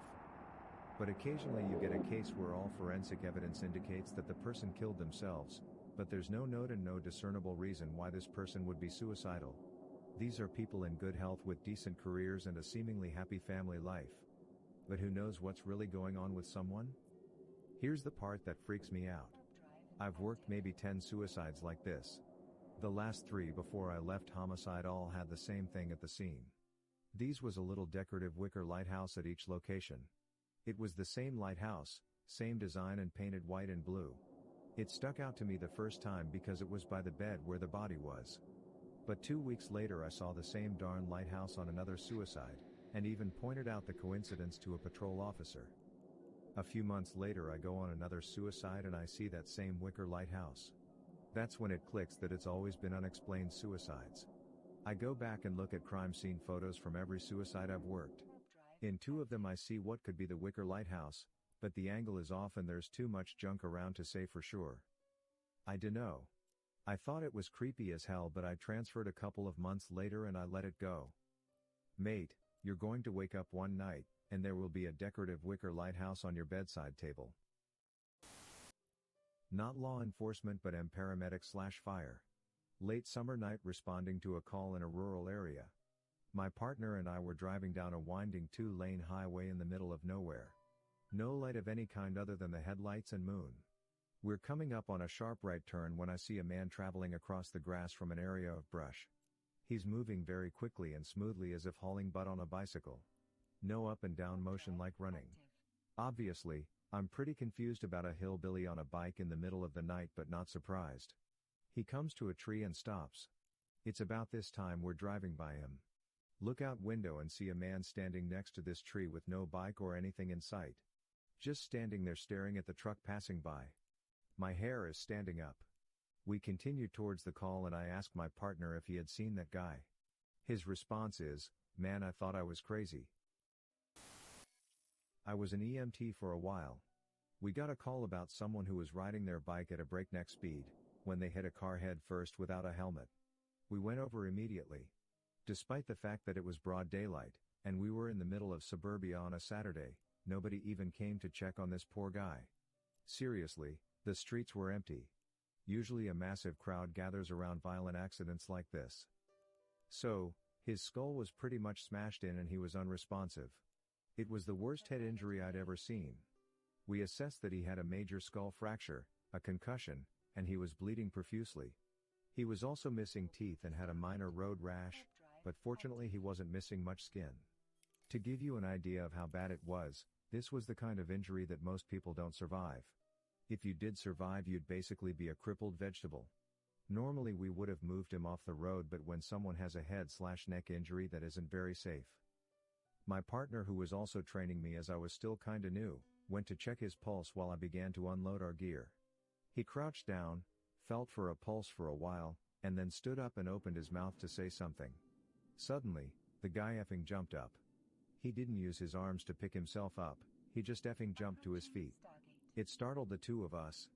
He looked at us, smiled, and attempted to grab his bike. We tried to stop him, but we didn't exactly want to wrestle him to the ground given his condition. He gets away from us and bolts into the woods without his bike. My partner was in even more disbelief than I was. He just stared at where the man had run off, mouth agape. Then he turned to me and muttered, "He had no effing pulse, man." I asked him if he was sure. He swore up and down that the biker was not. We contacted the authorities for assistance, and they sent a search and rescue team into the forest. I don't know if he was found or not, because we normally don't get much information about patients after they go to the professionals. Keep in mind that this was the Pine Barrens, so they had a lot of ground to cover. My best guess is that he went to a loved one's house out of confusion. What I found odd about that is, head injuries bleed like effing hell, so you'd think the guy would leave a long red trail of blood for the cops to follow. My dad used to work as a correctional officer at Goulburn Jail in Australia, which is probably one of the oldest and hardest prisons there. A story he tells of his time there is one I always remember. He said that the whole place was creepy anyway, not helped by some of the inmates at the time, including the notorious Ivan Milat, on which Wolf Creek is based. Anyway, first thing he noticed was that dogs would outright refuse to enter the prison. He said they couldn't get them past the gate no matter how hard they tried. But the creepiest occurrence was one night when they heard the sound of running booted footsteps. Everyone was in their cell, so they couldn't figure out what was causing it. Next thing, all the doors of the open and unoccupied cells on the top floor were banged shut, one after the other with loud clangs. Then they see the source of the running noise. Now Dad swears this is what he and his colleague, so he has another witness, saw. Apparently, they looked up and saw what looked like disembodied hobnail boots run down the aisle right over their heads. banging as they went. Dad decided to stop working in the prison not long after this. Super creepy. Cop here. Partner and I were dispatched to a welfare check. Elderly guy, nobody had seen him in a few days, mail overflowing in mailbox, missed a doctor's appointment, car hasn't moved, etc. We both know we are about to find a body. We arrive on scene and can't get anyone to the door, look through the window and sure enough, we can see his foot on the floor in the living room. My partner is a corporal and pulls rank and makes me go first.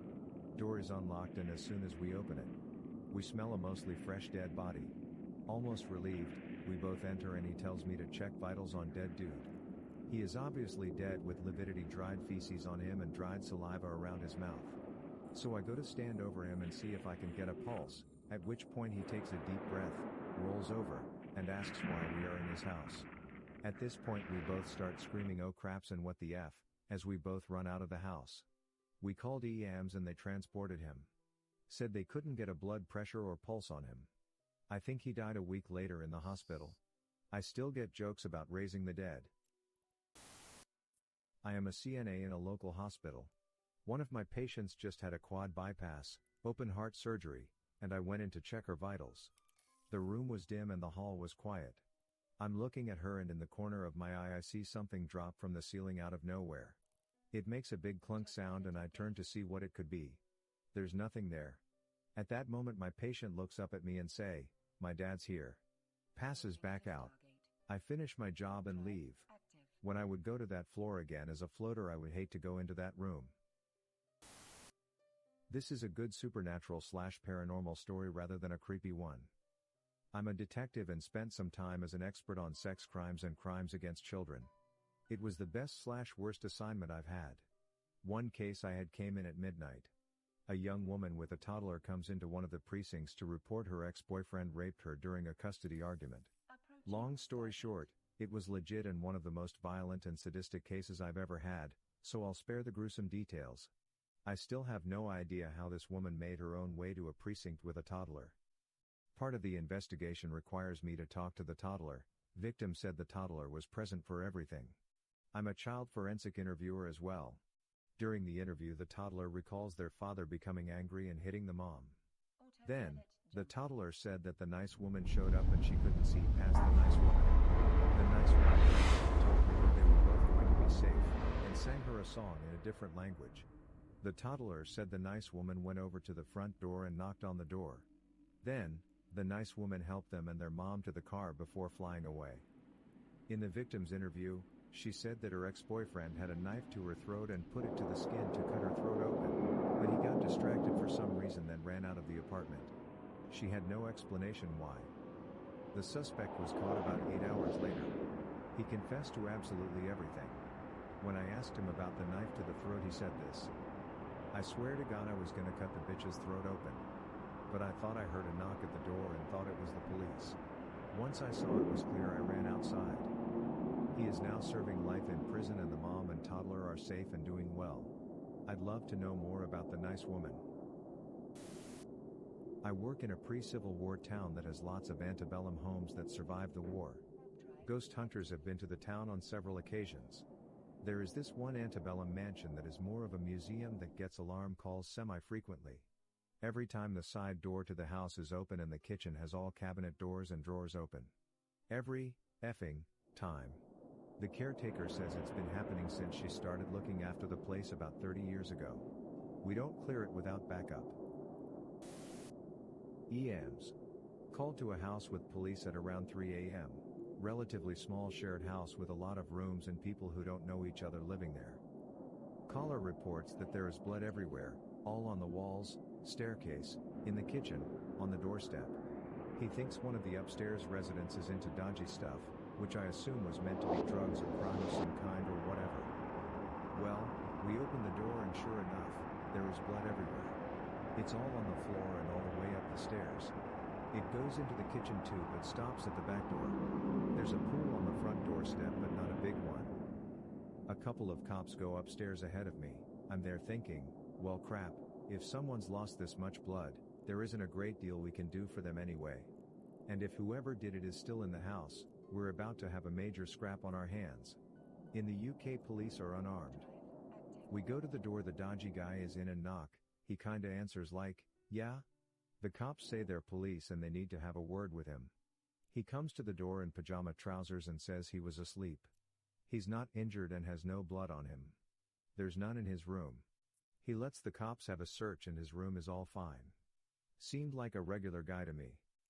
We speak to all of the other neighbors in the house and the cops search their rooms, and nothing.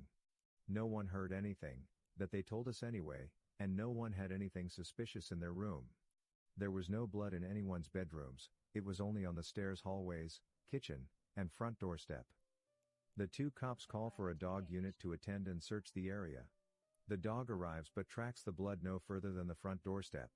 Whatever had caused that blood to be there seemed to still be in the house, and we had no idea whose blood it was. Thought it could potentially have been an animal's blood somehow, but unless it was a large animal there was way too much for that. And I hope we'd have found a bleeding large animal in our search. I had control pestering me to redeploy to another job, so I thanked the cops for helping me clear the house and said I had to go. They said they were gonna go do a wider search and then resume, as well as there was nothing they could find. I never heard any more about it, and as far as I know there was no murders or anything like that reported after that incident, so it's still an absolute mystery. Not a cop, but had one tell us a story. When I was in like Gr. 6 I lived in Pay, Prince Edward Island. We had the opportunity to talk to an officer. It was supposed to be like a DARE program thing.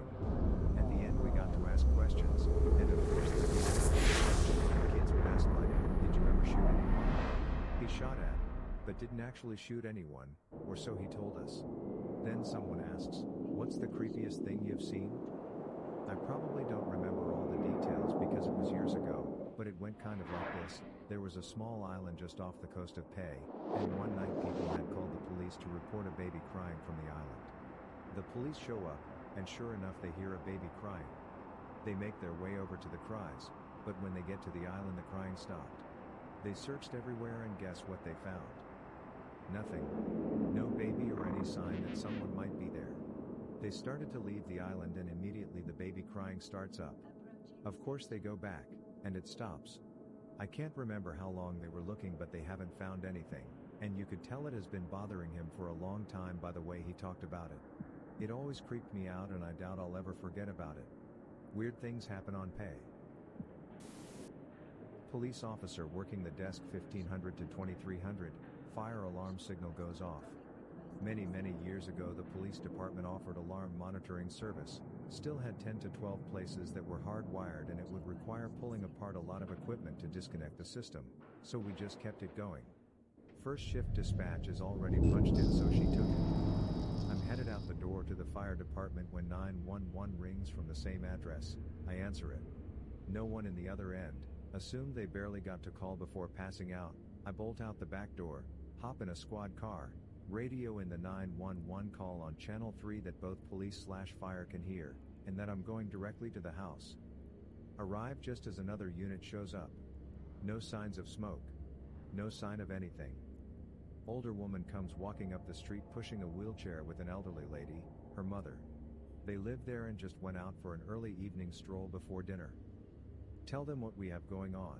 Nobody else lives there, and as far as the elderly lady can remember the alarm was disconnected from the house years ago during some renovations.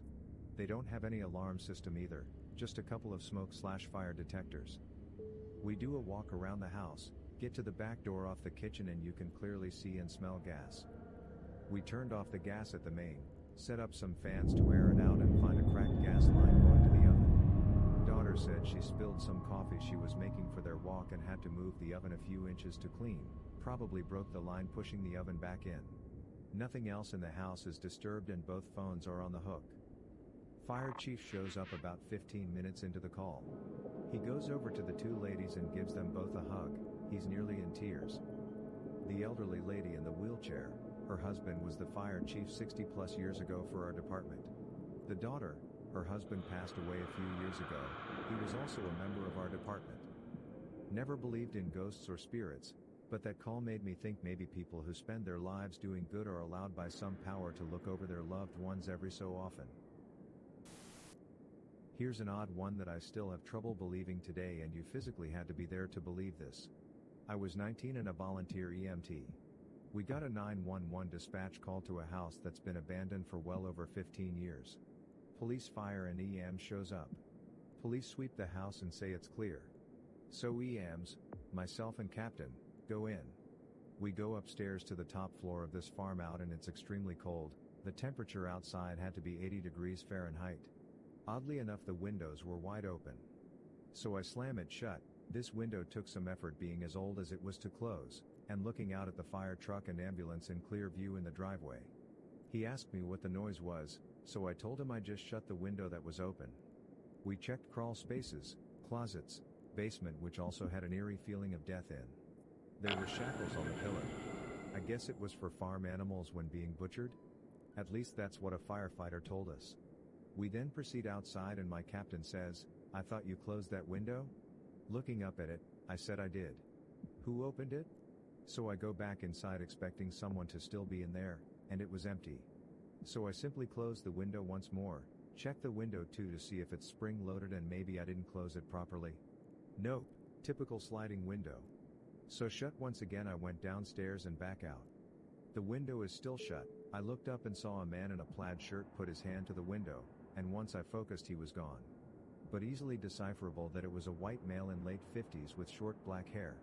So I thought nothing of it. It bothered me when I got bored and daydreamed. I began to do a little research on the property about who owns it and if anyone lived there. To my surprise, a friend of mine said his uncle lived there his whole life on the farm. He was the last one to pass away in the home. The uncle lived with his parents, which they passed years prior, also in home. So I asked my friend if he was late 50s, short black hair, and died upstairs. His face dropped and he said yes. He passed away from diabetes. He did not take his insulin and was found dead by his brother a few days later. After that, I look into that window every day driving by, saying a prayer on my way to work.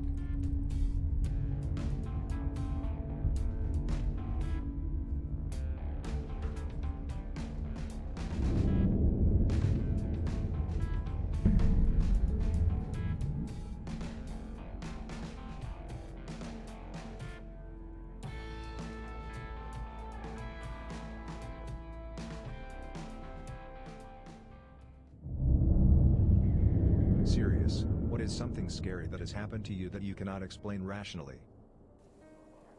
I live in a condominium and we own 2 apartments on the 7th and 8th floor. The only way to move in between them is to step out of the apartment, take the elevator or the staircase and enter the other one. One night, we ran out of ice cream upstairs and my mom told me to go get some from the downstairs freezer, so I took the keys to the 7th floor's apartment, and since it was dinner time, no one was there. I walked into the pitch dark and realized that someone was sitting on the sofa, so I flipped the switch to see my dad just sitting there. It was kinda weird, but I just went to get the ice cream and asked if he had a key to lock up. No answer. I shrugged and thought, well, if he came in and locked the door behind him, he must have one. Went back upstairs and my dad was sitting there eating dinner. I freaked out and asked how the heck did he get up here so fast, and everyone told me that he's been here all this time. Told them it wasn't possible cause I just saw him downstairs, but no one believed me. Now I never go down there alone. Edit. To clear up some stuff, each our apartment doors are fitted with 3 types of locks. There's a gate which has its own keyhole and lock. We put another lock in it, so you have to unlock this gate twice. Then there's the door and its own lock. So you need 3 keys just to enter our house if no one is inside. I did get a good look at, and it was 100% my father. He's kinda fat and has this serious looking face, so it's kinda hard to mistake him. The apartments are not accessible because not only are they not on the same floor, they aren't even located on top of each other. There's an elevator in between them and they are on different floors. So there is no way for anyone to go up or down without first meeting at the elevator or the staircase. I was home alone for a weekend a few years ago while I was still in high school. After school one day I was driving home, and when I passed in front of my house I thought I saw some old lady in white clothes in my sister's room looking through the window. I thought it was stupid, so I went in the room to check out what it actually was, but I couldn't find anything. I pretty much forgot about it until later that night I got a call from a very panicked and scared neighbor saying there was some old lady pacing back and forth in my sister's room. I still have no idea what it was, and I've never seen anything like it since. When I was 6 years old, I had a cat named Buster. Buster was actually my stepdad's cat, but because I never had a cat before, I claimed him as my own. Suffice it to say, Buster didn't like being hugged and coddled all the time by a little child, so he hated me. He avoided me at all costs. He was also an outdoor cat, so he would often spend most days outside and then come in for the night. One night, Buster didn't come back in the house. We usually fed him at night, so I was worried. Our area was also well known for an abundance of coyotes. My parents were being a bit hush-hush about Buster's disappearance, but I didn't get the hint. That night, when I was drifting off to sleep, Buster jumped onto my bed. He lay down by my head and let me pet him until I fell asleep. Honestly, I was shocked because he had never done this before. The next morning, I triumphantly walked downstairs and related to my parents that Buster now loved me because he slept in my bed during the night. My parents looked at me inquisitively and sat me down at the breakfast table to let me know that while they were outside the night before, they had found Buster's body in the alley behind our house. They thought he had been harassed by a coyote. But, he was dead, so he couldn't have slept in my bed that night. To this day, I like to think that Buster just wanted to say goodbye and thank me for trying to love him in the only way a child knew how. My family owns a decent-sized horse boarding facility, and when we first had it going we used to do bed check as a family. Bed check is just making sure all the lights and fans were off as well as looking at the horses for injuries and if they had blankets during the winter. Well, we had just got back from eating out and it was a moonless night during fall. As we stepped out of the truck, this large light gray mass stood up and took off loping towards our pastures. It was about the size of a single cab pickup truck. It made no noises other than it hitting the ground as it ran. The only other proof that it was real to us was the horses that were turned out that night screamed and stampeded across the pasture it had jumped into. We did a double count of all the horses that night and not a single one was missing. I still have yet to see it again, and I hope I never do, or at least there is some explanation for it. When I was in uni I lived by myself. It was a nice little studio unit behind a house in a fairly decent area. I would honestly think nothing of walking places away. There was a 24-hour McDonald's and a 7-Eleven that I would walk to, often between 12 a.m. to 3 a.m. since I was a massive night owl. Well, one day after finishing an essay at about 2 in the morning I decided I was hungry but didn't really have anything easy to cook, so I decided to walk down to the 7-Eleven and grab a pie or something. However, as soon as I opened my door I was overcome by a suffocating feeling of fear. My heart started pounding, I started shaking, the works. Telling myself that this was ridiculous, I walked out to the street with the intent to still go, but that was as far as I got. I was terrified for no reason that I could understand, but no less intensely despite that. I ran back inside and ate dry cereal. Later the next day I heard about a group of drunk guys that were causing havoc down near the intersection at the 7-Eleven. They'd beaten up someone from my uni. Even though I can't explain it, I'm convinced something bad would have happened to me that night if I had ignored that feeling and gone anyway. Probably too late, but better late than never. So much weird stuff like this has happened to my family over the years, particularly with my mom. Below are a couple fan favorites. My parents had been married for maybe a month. They were in bed sound asleep when all of a sudden, my mom jumps up and wakes up my dad. "Jimmy, Jimmy, there's blood everywhere. We have to help them. Please." My dad tried his best to calm her down and figure out what she was talking about. My mom had explained that she saw a car with a German license plate on the side of the road, that there had been an accident and they needed help. My dad tried to console her, to explain that it was all just a bad dream, but she wasn't having it. So to appease her, they got in the car and drove to the spot my mom thought the accident was. And sure enough, at the exact spot my mom said, there was a car on the side of the road with German plates and emergency flashers on. Upon closer investigation, there was nobody in the car. If they needed help, help had already come. My parents had just had their first child, my oldest sister, Kathy. They had been living in Italy at the time. My dad was in the Air Force, and had brought her back to the US to introduce her to the grandparents, my dad's parents. So their first night there, my mom was asleep in the front bedroom, jet-lagged. My dad had gone out to hang out with his brothers. And in the middle of the night, this woman walks into my mom's room, waking her up. She sits down on the bed and says, "Shh, it's okay. I just wanted to welcome you to the family." My mom was scared, obviously, but figured this was some relative or family friend or something that came over. The woman walks over to the bassinet where my baby sister was sleeping. "Is this your daughter?" My mom nodded. "She's beautiful. It's lovely to meet you both." And then she leaves. My mom wakes up the next day and is having breakfast with my grandmother when she brings it up. Who is the woman that came over last night? My grandmother had no idea what she was talking about. My mom told her the whole story and my grandmother asked what she looked like. My mom said, she was tall, had long white hair and was wearing a blue dress. My grandmother's face went as white as a sheet. She rummaged through some old pictures and pulled one out. Is this her? She asked my mom, who nodded in return. That's my mother.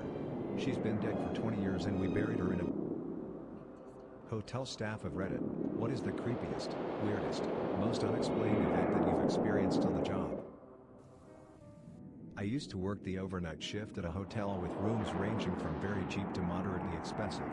The hotel was located just off the highway, and was designed to be a convenient accommodation point for people traveling through the city, and who didn't want to make their way into the busier parts of the city.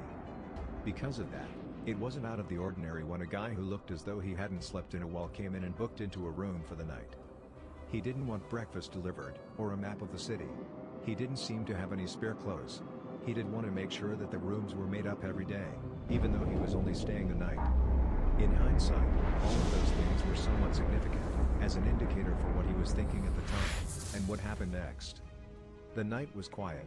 I didn't scout the hotel through the night, and I made no effort to contact the guests unless they called me for some reason. Nothing felt off. The next morning, when the head housekeeper arrived, we prepared for her to start making up rooms while the guests leaving that day checked out. We had a 10 a.m. checkout time, but we were happy to be flexible with the time if we were given some notice. The guy from the night before didn't give any notice, hadn't checked out at 10 a.m., and specifically asked about the housekeeping services. Because of that, me and the head housekeeper decided to knock on his door to check on him. No answer. I used my master key to let us into the room, and announced that we were at the door. No response. We walked in to see the man in bed. He was curled up with the blankets up to his ears. Just laying there. I knew immediately what had happened. The head housekeeper didn't cotton on immediately. She walked up to him, put her hand on his shoulder, and shook him, trying to wake him. After only a moment, it clicked in her head what was going on, and she squealed and ran back towards me. The man had died through the night.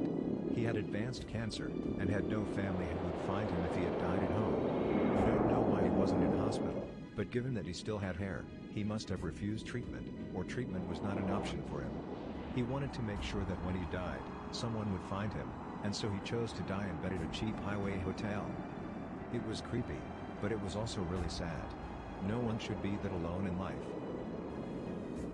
My coworker was an adorable little old Asian man who was very hard to understand. He was the housekeeper on weekends, so I would work with him most of the time. He was the weirdest thing at the hotel, but I'm sure it was a cultural thing for him. What I could understand from him and from stories from coworkers is that he very much believed in spirits. He claimed to have banished an evil spirit from the kitchen. And he also claimed that the third floor was haunted by a woman. The weirdest thing he did was, one day in the winter, he brought a freaking pigeon into the hotel. It was snowing outside and the hotel was moderately busy that night. But he kept this pigeon with him the entire time, and the damn thing never wanted to fly away, would just walk around with him or stay on his cleaning cart. The reason he kept it closed is because he said it was a woman in its past life and she was cold and lonely. So he took it in and cared for her/it. It lasted that weekend and I think our general manager made him get rid of it or stop bringing it into the hotel. According to my coworkers, he brought it home. I used to work in a small 20-room hotel built from an old mansion. So yeah, super creepy from the right perspective. I've heard old ghost stories, but never saw anything supernatural. Rather, the creepy stuff came from guests. One time, a lovely couple checked in. Although the guy was way older than the woman, they were friendly and enthusiastic. Later that night, about midnight, keep in mind that at that time, I am the hotel's only employee on staff, my switchboard tells me that their room had dialed 911. Since the guy was old, I was afraid he had a heart attack or something. I go to their room, and knock on the door. It takes a while, but the door opens a bit. It is pitch black in their room. Like, they closed the curtains, and turned on no lights. I can't see the guy at all, but I hear the man's voice, and it's a cackled whisper out of the horror movie. Yes? Me. Excuse me sir, is everything okay? I saw that you dialed 911. Him. Who are you? Me. I'm new bosses, the guy who checked you in. You dialed 911, Is everything okay? Him. We don't, giggles creepily, have a phone. Me. Yes you do, and you called 911 from it, is everything okay? Him. Oh, we have, giggles, meant to call 411, giggles, suai. He closes the door. I go back to my desk fearing something insane is going on. The next day, the two of them come downstairs, super happy, acting completely normal again. Shit was just weird. Now I'm pretty sure I have an explanation for the guy's behavior, drugs. But damn if that wasn't creepy. Ha ha ha, I'm laughing just thinking about it. I'm a setup manager at a hotel for big events. I was double checking all the rooms before I went home for the day and I went into one of the event rooms and flicked on the lights. I shit you not, there was a grown-ass naked man in the dark. He like flinched when I turned the lights on and it scared me. I sorta yelled, "What are you doing?" Turns out he was swimming and needed a place to change. Instead of just going to his room like a normal person would, he chose a dark event room. Okay, super creepy story time. I work at a mid-tier popular hotel in the south on the 3 to 11 p.m. shift. About a month and a half ago I get a call from an older man working at the Haynes Company, trying to check on a reservation. Apparently the reservation didn't pop up in our system, so he then starts asking me if it's okay if guests who stay at the hotel can get packages shipped to them during their stay. Sure, whatever, we will sign for them too. He then slides in a worst case scenario, you guys will end up with 300 pairs of stockings. That was it. Or so I thought. Proceed to 2 weeks ago around 9 p.m., the phone rings and it's the Haynes man again. But this time he sounds a little off. Super soft voice with almost shallow breathing. He's checking on the reservation again, which still isn't there. As I try to offer to make the reservation, he cuts me off to tell me that the package of stockings will be coming in. And then even more shallow breathing, in the creepiest softest voice asks, "Do you wear thigh highs?" I still can't shake the tone of voice. I hung up so quick and locked the doors. Oh man. So back in the mid-80s I was stationed in Hawaii. I needed some extra cash, so I picked up a gig working security at a hotel. This particular hotel had a smaller hotel next to it that was owned by one of the major airlines. We basically provided check-in and check-out services for them, but I never really did much for them in terms of security other than chase off the occasional drunk guy trying to follow the flight attendants into the hotel. One night I got a call asking me to come up to one of the higher floors of the hotel to try and quiet things down. These floors were typically where the pilots stayed and had bigger rooms and usually were the ones without much issue. The elevators opened to 2 buck-naked pilots chasing 5 naked flight attendants around the hall. The entire group were trashed and there were signs that there was probably some coke in one of the rooms. On seeing me, one of the pilots told me to get out of my clothes because they needed more cock if they were going to tame these wild women.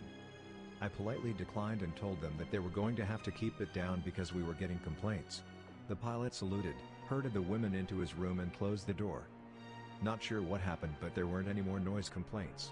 The weird part was for the next 3 months I had the job, I would routinely see the pilots and the flight attendants in question. All acted as if nothing happened, and I never had another complaint. I've worked as a front desk employee for over a year now. Story time. On a slower night I was working the front desk by myself and we didn't have any housekeeping/houseman working that night, so I was completely alone aside from the guests in the hotel. I'm a 5'5" plus 120-pound girl, by the way, this will matter in a minute. A big burly dude walks in and I can tell immediately that he has some form of mental handicap. I ask him if there's anything I can help him with and he says I need to call the cops, now. I'm like, oh shit, play it cool. I ask him if it's an emergency and he says he just needs the cops here, he's ran away from home. Thus far he hadn't seemed threatening, so I do call the police, but I call the non-emergency number, they usually respond pretty quickly. He puts his hand out like he would like to speak to the operator, so I hand him the phone. I couldn't hear the operator, but I assumed she asked him what the problem was. He proceeds to answer with, I ran away from home and I'm suicidal. And very homicidal. I'm of course like WTF, but I'm trying to keep the situation calm. I give the operator the address and the dude waits in the lobby staring at me until I secretly call our security company to send someone out, who then escorts him off property. Cops showed up about 30 minutes later and never bothered to find the guy. 10/10 thought I was going to have to fight off a handicapped dude and I was pretty upset the cops didn't take it more seriously and try to find him. TLDR, big handicapped dude told me to call the cops because he ran away from home and was suicidal and homicidal. proceeded to stare at me until I called security to take him off property. Fun times. I've had several weird and scary moments happen while working in a hotel in DC. From suicides in luxury suites to terrorist claims, working in the hospitality industry will definitely have you talking about something. One of the most scariest things I've witnessed firsthand is having the fireplace in our lobby explode almost right in front of my face. It all started in the morning when the lobby began to smell a little bit like gas. Usually it's never a problem because the restaurant is next to the front lobby. But after several complaints we decided to look for the source. Turns out the fireplace was causing the smell. It was gas starting fireplace. One of the new guys tried to adjust the temperature on it and instead the fireplace reacted unexpectedly and started a 3-foot flame. One of the bartenders tried to blow it out with the fire extinguisher but turns out it was not the correct one to use and it caused the fireplace to explode and create an even bigger flame. All I remember is falling to the ground because of the explosion and the sprinklers went off. The entire front lobby and restaurant were flooded. I thought I was going to be able to leave work and they still made me stay my whole shift. Lesson learned from this incident: not all fire extinguishers are used for the same purpose. There's like 4 different kinds to stop a specific fire. Now the creepiest request I ever got was from to find an escort for a gentleman and giving a room to a porn star. DC hotels for you! Exclamation mark. We once had a double-leg amputee guest who was also an alcoholic. He got around in a motorized wheelchair, and his caretaker/nurse came with him for this trip. One night, he was down in the lobby, drunk, and his caretaker had clearly had enough of him for the day. He was cruising around the lobby in his wheelchair, taking turns way too fast. It was raining at night, so the tile floors were a little slick and yes, the signs were up. Anytime he would zoom by his caretaker, she would half-heartedly tell him to stop, but he didn't care. The front desk staff kept asking him to slow down, but he would just flip them off, mumble something, and go faster. This particular hotel had a very steep ramp in the front next to the stairs. The ramp was not for wheelchairs, it was only to help people bring luggage in / out, and the sign next to the ramp clearly stated that. In his drunken agitated stupor, he didn't read the sign and went flying down the ramp. He toppled out of the wheelchair and tumbled down the ramp, ass over tea kettle, like an egg. As soon as he hit the ground, he started yelling about suing the hotel and how he was going to take all their money. The poor security guard working had to pick the guy up to put him back in his wheelchair, while he was still screaming. Then the security guard just slinked away as fast as possible. I still laugh anytime I think about that one. Another time we got a call at the front desk from a guest saying the person in the next room was screaming.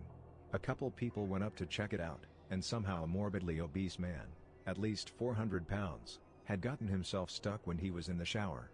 I don't know what he was going for, but he got himself wedged in between the shower and toilet, kind of half sticking out of the shower. He was completely stuck, and saying that his knee was going to give out any second. The fire department had to come and cut him out. But it was that same poor security guard that was tasked with holding up a fat, dripping wet, naked man until the fire department got there. If anyone at that hotel deserved a raise, it was that security guard. He's seen some shit. My dad used to work in a hotel. A few years ago, he hears a scream from a maid as she's cleaning one of the rooms. He runs in, and there's a giant python just chilling in the bathtub. This thing is apparently like 4 feet long. They tried to track down a couple who had just checked out of the room, but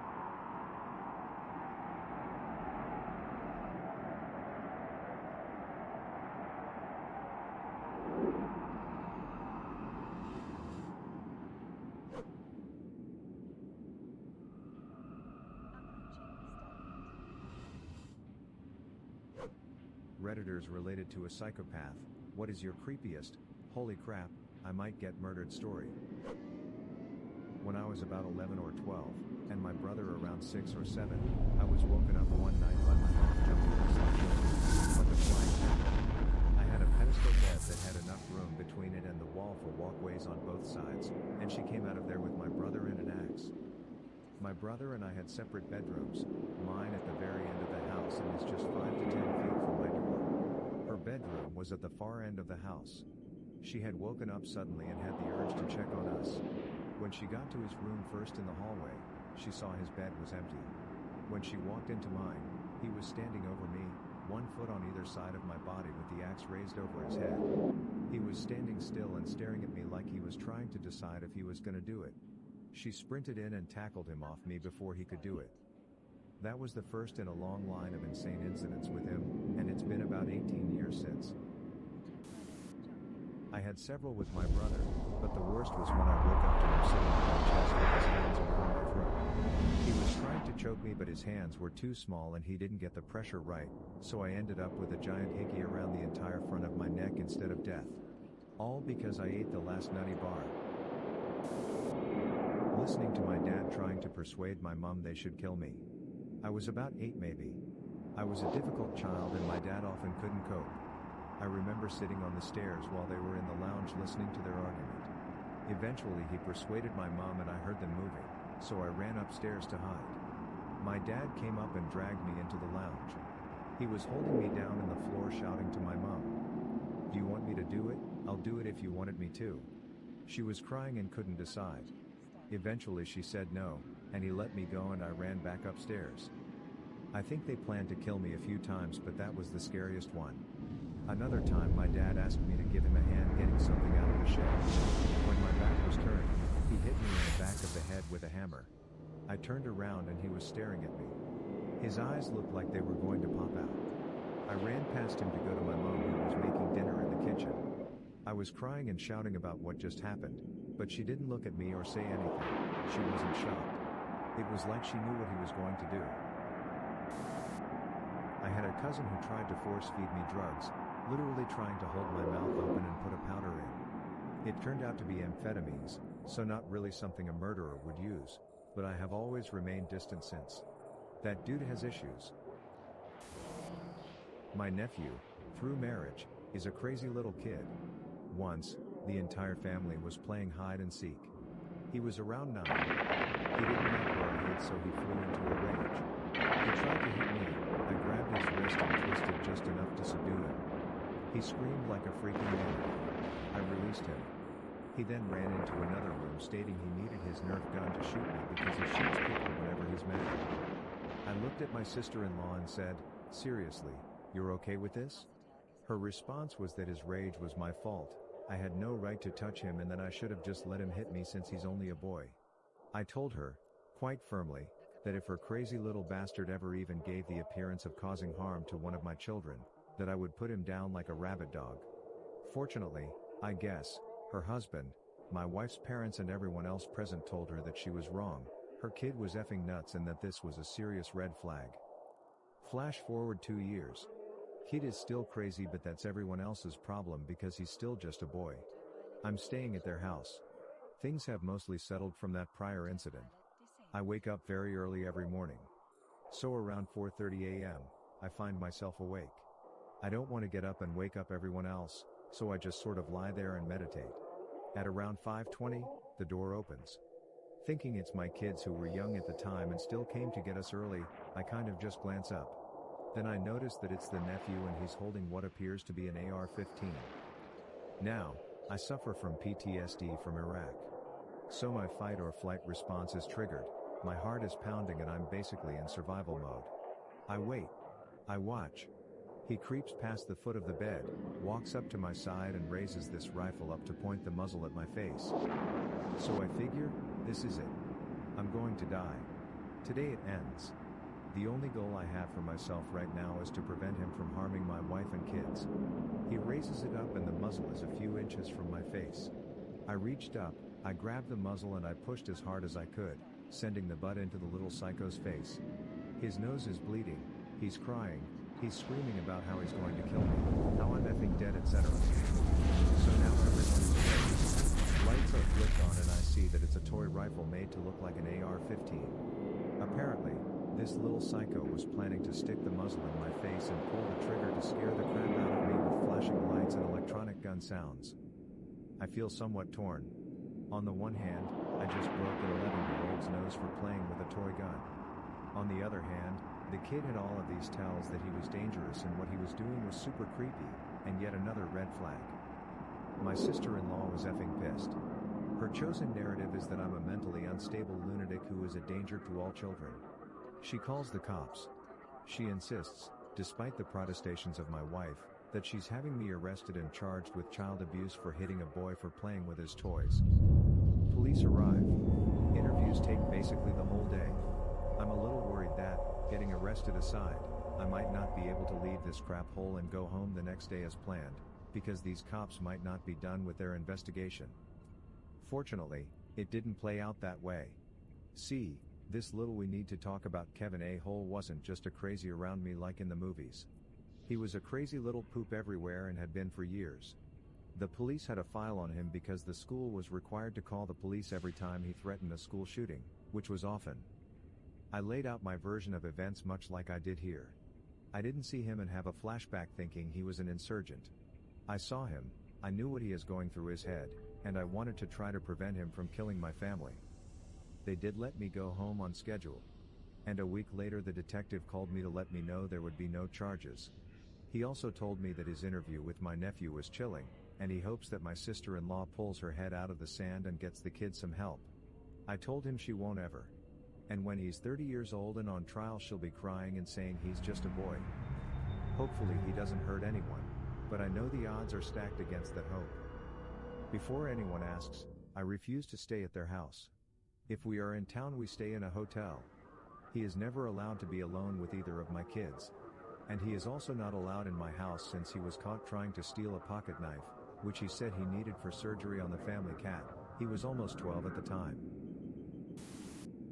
I have a cousin who used to kill neighborhood cats as a little kid. One day he just up and left.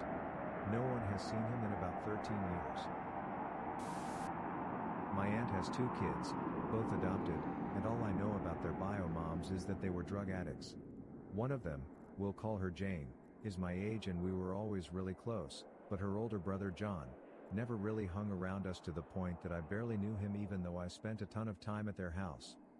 Anyway, when we were maybe 12, Jane, my sister, and I built a massive blanket fort in the basement and were hanging out in it. John was maybe 15 at the time and I don't know why he originally came in. But for some reason he decided to mess with us by taking a large kitchen knife and randomly stabbing into the fort. We were trying to crawl away but he could hear us and followed to whatever section we were in. I'm not sure if blindly stabbing at your relatives can ever really be playful, but this was not it. Jane was screaming at him to stop and my sister and I were crying. It was terrifying. Finally, my aunt heard us screaming and came down and yelled at him. John claimed it was just a joke, and said we were having fun. He's now in the middle of a 25-year prison sentence for murder. I have a male cousin who I strongly suspect is some kind of sociopath. When I was a child, I'm female by the way, I lived next door. He was in high school and I was in grade school. His family had a pool and we would often go over and hang out, which I dreaded because this cousin would, when no one was looking, sneak up on me and either throw me into the water, or get in with me if I were already in and hold me under until I was so out of breath. I would actually breath in water and go limp and he would pull me up with me coughing and choking, or I would claw desperately gasping for breath. He was laughing all the way. It was horrendous and it was creepy how jovial his expression was. He did this all the time and his parents or one of mine, usually my grandmother, would either mildly admonish him if caught or he would do it when no one was around. For some reason I was afraid to tell the extent of his abuses. There were smaller things, little acts of harassment like scaring me, taking my stuff, pulling my hair, taunting me, but the near drownings were the worst. This all went down between the ages of me being 5 to 9 and he was 14 to 18. He also picked me up and literally held me, feet first, over the railing of the Royal Gorge Bridge on a family vacation. I think I went into shock and I just recall becoming very still. For that he did get in trouble at least. He apologized because he was forced but his eyes were always kind of dead but with a sparkle if he were doing something egregious. Like a happy kind of twinkle. Oh yay, once he had his brother hold me down while he poured tequila down my throat. He did get caught for that because I had to go to the ER. As a kid he was always running away and once killed a stray cat by choking it with barbed wire. He had on some kind of leather gloves. Weird thing is that all the neighborhood boys thought it was cool rather than call out as crazy. When he turned 16 and drove he would purposefully run over stray animals and laugh and brag about it. No one did one thing. Enablers for sure. Talk about normalizing/minimizing bizarre behavior.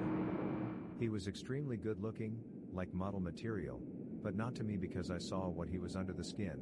The high school quarterback, adored by all, girls fought over him. He played football on a scholarship at a Division I SEC school. but suffered a knee injury that ended his career. In high school and college he was always getting in trouble, frequent fights and DUIs, but he got bailed out every time and again, probably due to his athletic ability. It was swept under the rug. He also bragged he had his girlfriends do his school work. He has been married 3 times and has stuck with his third wife, who is a martyr type. Scary thing is, he is now a high school football coach and has been for decades and was just promoted to assistant principal. Scary, because I think he has no business working with minors. My then 15-year-old cousin tried feeding my sister, then 5, and I, then 9, rat poison. Not a family member, but my mother dated a crazy person after her divorce. We moved into an apartment and he moved in with us not long after. He had long hair and blue eyes and a beard and was the spitting image of white Jesus. And he took it to heart after a few people told him about the resemblance. He pulled me aside one day and told me that he had a secret and he wanted to tell me, but I couldn't tell anyone else because the government was looking for him. He confided in me that he was in fact Jesus Christ and that he escaped from a government facility after being captured in 1964. He said he escaped with the help of the Pope during his visit to the USA. The Pope's private security force broke him out, and once he was free the Pope advised him to blend in with regular people. He said the Pope told him to not draw any attention to himself, so no miracles, and tell no one. But he trusted me with this information. Jesus Christ was a roofer, in case you were curious. He constantly carried around his roofing hammer, and one day it went missing. Jesus lost his shit. He locked my mother, my girlfriend, and myself in our apartment until it was found. This lasted 3 days. I was 18 at the time and was much larger than him and would have had no problem physically removing Jesus from our apartment, but my mother insisted he was having a mental episode, and if I hurt him or did anything it may mess him up even worse. Turns out he left the hammer, which is really pretty much a hatchet, at a job site and a coworker drive over to return it. I sat there like an idiot and watched this guy hand a heavy axe to this lunatic and did nothing. Big mistake. Our 3-day-long lockdown turned into 5 days. The final 2 days was this illiterate nutcase attempting to read aloud from the Bible, getting maybe 1 in 5 words right. Remember in school when the teacher would have people read aloud and go around the room, and there was always a dude you knew couldn't read for crap, and his part would last 10 times longer than everyone else's part. Imagine that for 48 hours. Jesus would only let us eat bread and water. And the bread ran out quickly. There was a lake outside our apartment, and on the 5th day, Jesus was looking through the blinds at the lake and called me over to him. He confided in me again. He said, "You know I could walk right across that lake and right up into heaven." I replied, "If you do that I'll follow you anywhere, go for it man. I would love to see you do that." My plan was to get his effing butt out of the apartment and lock the door so my mom and girlfriend would be safe, and pray to this guy's dad that I can run faster than him and make it to a payphone to call 911. He looked at me with his crazy eyes and said, "You trying to get me caught, mother effer?" I said no miracles. He raised up his roofing hammer and told me the only way I was following him anywhere was in the afterlife. It was at that point I thought I'm going to die, and then he is going to kill my mother and girlfriend. I came to the sudden realization that I no longer cared if Jesus' mental breakdown would be affected by me beating the crap out of him or not. That was no longer my problem. Mid ran about some religious crap about 2 inches from my face. I swung as hard as I could and punched him right in the sternum. He still had the hatchet cocked over his shoulder, like someone throwing a football, so the blow caused him to lose his balance and fall over a dining room chair. He crumpled in a heap and my mother, ever the cool head, screamed at me for hitting him. I had knocked the wind out of him and he was gasping for air. My mother assumed he was dying. I would learn later in adulthood my mother was not the brightest light bulb. My girlfriend booked out the door with me close behind after grabbing my mother's arm and dragging her out of the door. I called the police and they came and got him. Last I heard he was in a hospital after he locked himself in a bedroom still saying he was Jesus. He was committed after he used a metal throwing dart to pick veins out of his arm. Never did get to see him walk across that lake though. I have a cousin who I always knew was kind of crazy. We live in a major city and he never leaves his family's apartment. He just stays in the apartment drawing and playing games. But even though he's weird, I didn't really mind because he's usually very sweet and wouldn't hurt a fly, or so I thought. When I was in college, I took him and my friend to see a concert. We got pretty drunk and when we came back we were hanging out in his living room. His parents were out of town. He started drawing in his little book and I asked to see it. Turns out he was drawing me sitting there. It was an extremely detailed and accurate drawing of me. I flipped through the book and found all sorts of cool creatures and landscapes, until I landed on a drawing of his brother, dead and mutilated. An extremely detailed drawing. Turn the page, my dad, dead and mutilated. Turn the page, me, dead and mutilated. Quietly, my cousin says, "Ah, did you find the drawings of the family?" I was in shock and disbelief. What the hell is this? Why the F would you draw our family like this? He says something like, "I think about it all the time. I think about killing you and the rest of them all the time." My friend and I look at each other, frightened and silently planning on how we're going to get out of there. Our shoes were off and our stuff was downstairs. He could see we were upset. He looked disappointed, like we were trying to upset him. "Are you scared?" And as he said that, he moved to the kitchen. You had to go past the kitchen to get out of the apartment. I was really worried that he was going to get a knife and try to stab us or something. I said, "Ha ha man, they're really good," was just surprised at first. "They're really impressive though." I had to basically placate him into thinking I was okay with the drawing so that he would let us leave. He never did anything like this again, but he gets really weird and creepy whenever he drinks or smokes weed. I told my parents about what happened and they just kind of shrugged and said, "Wow, that's weird." My dad has NPD, and is generally an emotionless a-hole. When I was in middle school I stepped on a stick in our yard and a piece broke off in my foot. My dad is a software engineer and used to go on site to build databases and help switch patient data to digital through the 80s, 90s, 2000s. It gave him a real complex about not being a doctor and he stole tools and little pieces of equipment and would wear scrubs all of the time. It also meant he refused to take me to the ER for a super simple thing. He heated up a pair of medical scissors and cut the heel of my foot open while pretending to play doctor. At several times my mom opened the door to tell me to stop screaming so she could hear her phone conversation. Dad was a violent, alcoholic sociopath. One time he threw me down the staircase, obviously didn't kill me, but killed the child he didn't know I was carrying. My mother is mentally unstable and has had many moments which led me to cut contact off with her. You know, she is getting extra weird and dangerous when her eyes glaze over and sort of look like they lose any flicker of sentience or intelligence. It's hard to explain. Her eyes become like that of a shark. Her voice too will lose all emotion and vocal variance and becomes deep and raspy. She went like this once while I was washing laundry in the basement while she oversaw me, and she went from her normal angry, screaming self to very quiet. I turned to her and she said in her unearthly, raspy voice, "You know I could kill you, just hang you from a pipe down here and no one would find your body." Then she laughed and resumed her normal voice telling me cheerily that I was a loser because I didn't separate the light orange shirts from the dark orange shirts properly.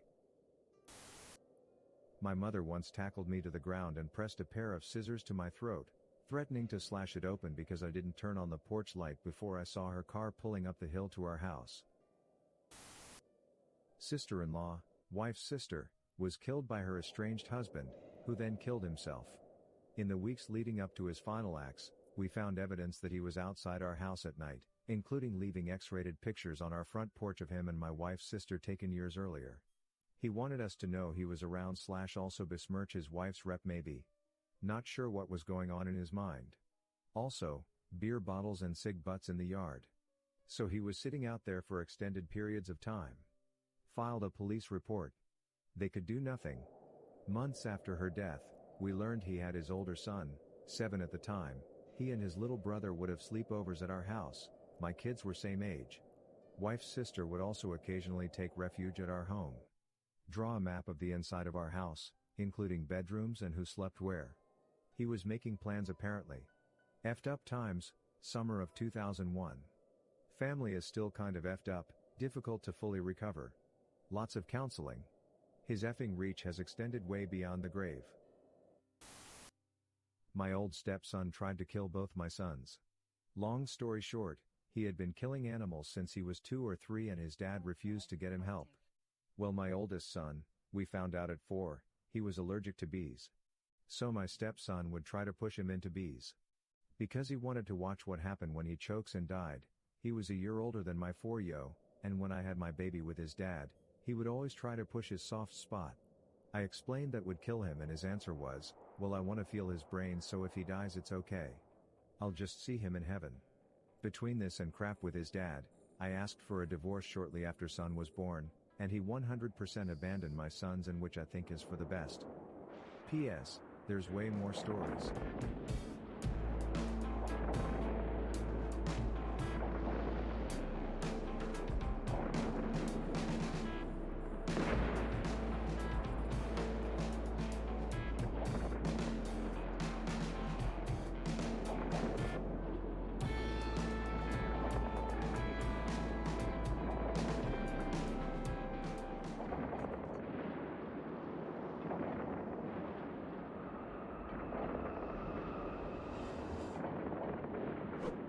What about someone you knew was so creepy that you decided to distance yourself from them?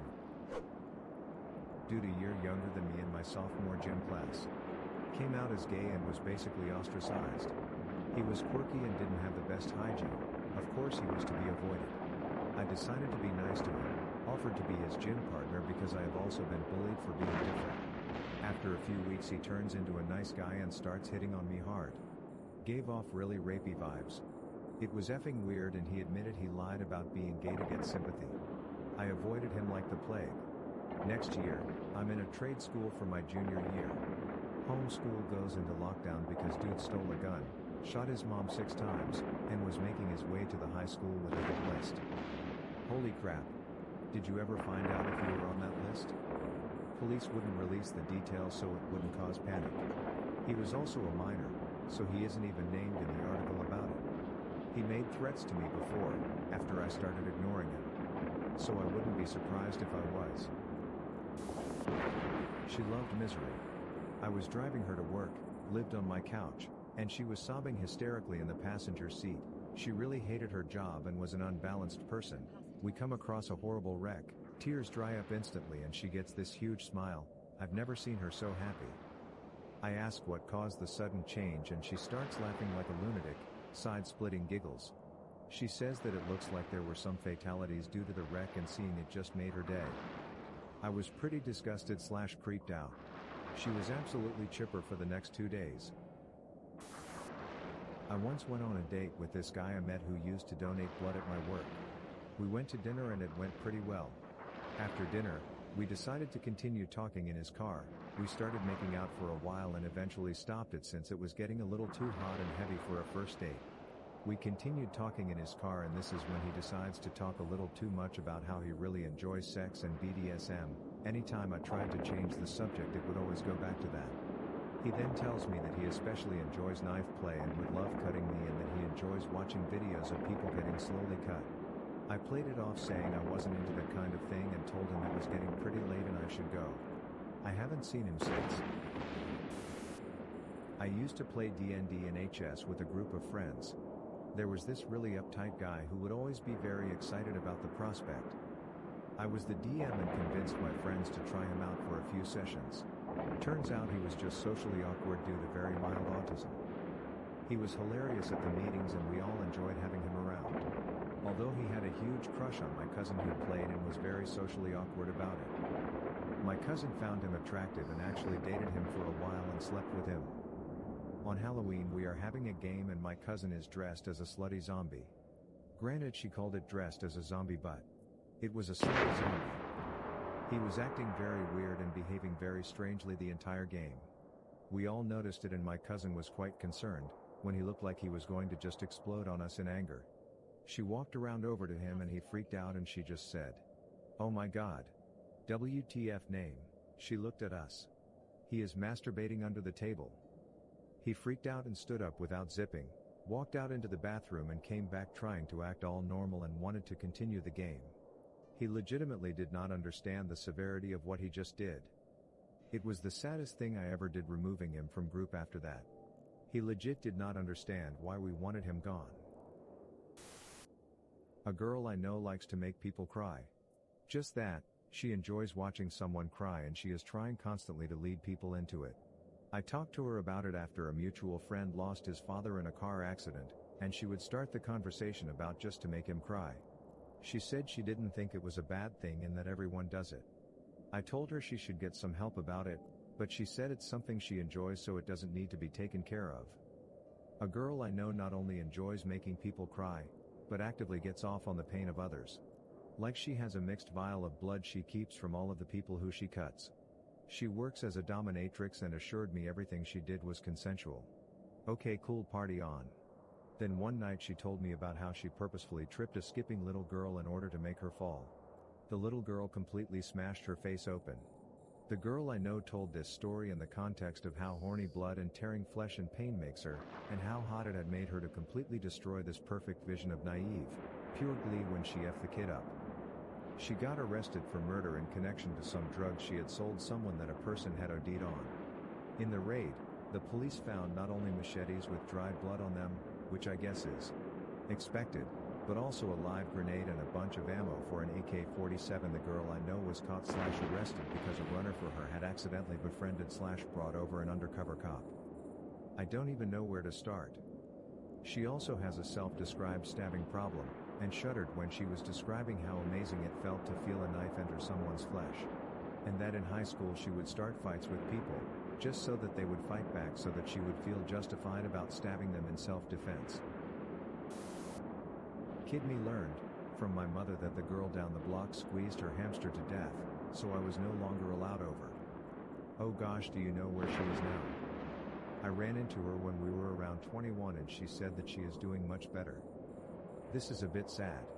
It turned out she had Tourette's syndrome and attributed the death hug, squeeze really, to a complex tic. She said her symptoms are very managed now, though she was looking to score some cocaine at the time, so there was that. I hope since then things have continued to get better for her. My high school boyfriend tried to convince me to complete a suicide pact with him so we'd be together forever. He talked about how romantic it would be if we died together. Because of other things he'd said, I distanced myself from him slowly. He legit scared me. He still kind of scares me even though I moved thousands of miles away and it's been years since we split. He's got some serious issues. My friends and I in college knew a girl on our floor in the dorms, who purposely kept her case of chlamydia for months, just to try and infect all of the guys that wronged her during her undergrad. When it finally dawned on me that all of his friends were teenagers, most of them girls, and that I wasn't just so mature for my age, that a man in his early 20s found me exceptionally fun to hang out with. I tried to discuss this with some of my girlfriends that he was friends with, but none of them saw the issue. I remember saying, "What would a 21-year-old guy be getting from hanging out with a bunch of 13 to 15-year-olds? And feeling like the answer was just so obvious, how could they not see it? And they were all so offended at the concept that maybe we weren't just the coolest people alive." Amber even said, "Because we're more mature than normal 14-year-olds. But we're still 14, Amber. Why is he not hanging out with people from his college?" So I just stopped going out with them when he was around. They eventually stopped hanging out with him, after he dated and subsequently broke up with a few of them. Stuff like that makes my skin crawl now as an adult. If I ever have kids, I don't know how I'm gonna feel comfortable letting them ever leave the house alone. He thought childhood sexual abuse was beneficial. A former dear friend of mine was in a Discord chat with my two other friends and just asked why CSA laws exist since it can only be good for a child to be abused. He was convinced that children need to be diddled in order to know if they are gay or straight and that it wouldn't be bad or do internal damage to a child of either sex. He said this in a group chat with 3 CSA survivors. He will never meet my children, which is a shame because we've been friends for 13 years, but I refuse to risk my children's safety just to keep a friendship. I'm a 24-year-old guy and the only person I tried to avoid is the guy that hosted the foreign exchange students while I was in high school. He was a normal-looking 50-year-old guy that was single and lived by himself, but he always hosted foreign exchange students every year, and I was usually friends with them. I too give an example of some of the things he has done that creeped me out. First time meeting him, we were going to an amusement park with a German foreign exchange student. As I get in the car, he says, "You're actually pretty ugly. From far away you looked good, but you're ugly up close." I'm just like, That was the first thing he ever said to me. Later that day while driving there somehow they started talking about avalanches, and he said, if we were driving and an avalanche was covering us and we were trapped, I would just F you guys all in the butt.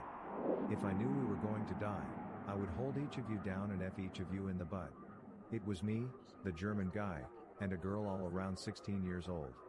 They all thought it was funny. He didn't smile when he said these things. It made me insanely uncomfortable. He asked if I was a virgin, and was making fun of me constantly about it, that I was. Another time he randomly messaged me on Facebook and said, hey, if you ever come over and see me jerking off in front of the computer, just don't worry about it. Either that or you could join me. Then he asked me if I wanted to come over and watch movies with him, but he might be naked. That was the last straw. I blocked him on Facebook. The strange thing is this guy is loved by so many people.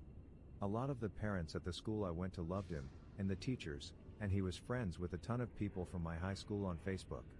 His sense of humor just didn't sit well with me. Pretty much everything he said made me uncomfortable. Legit a pedophile? Report him.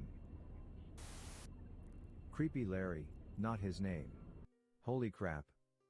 My friend was dating the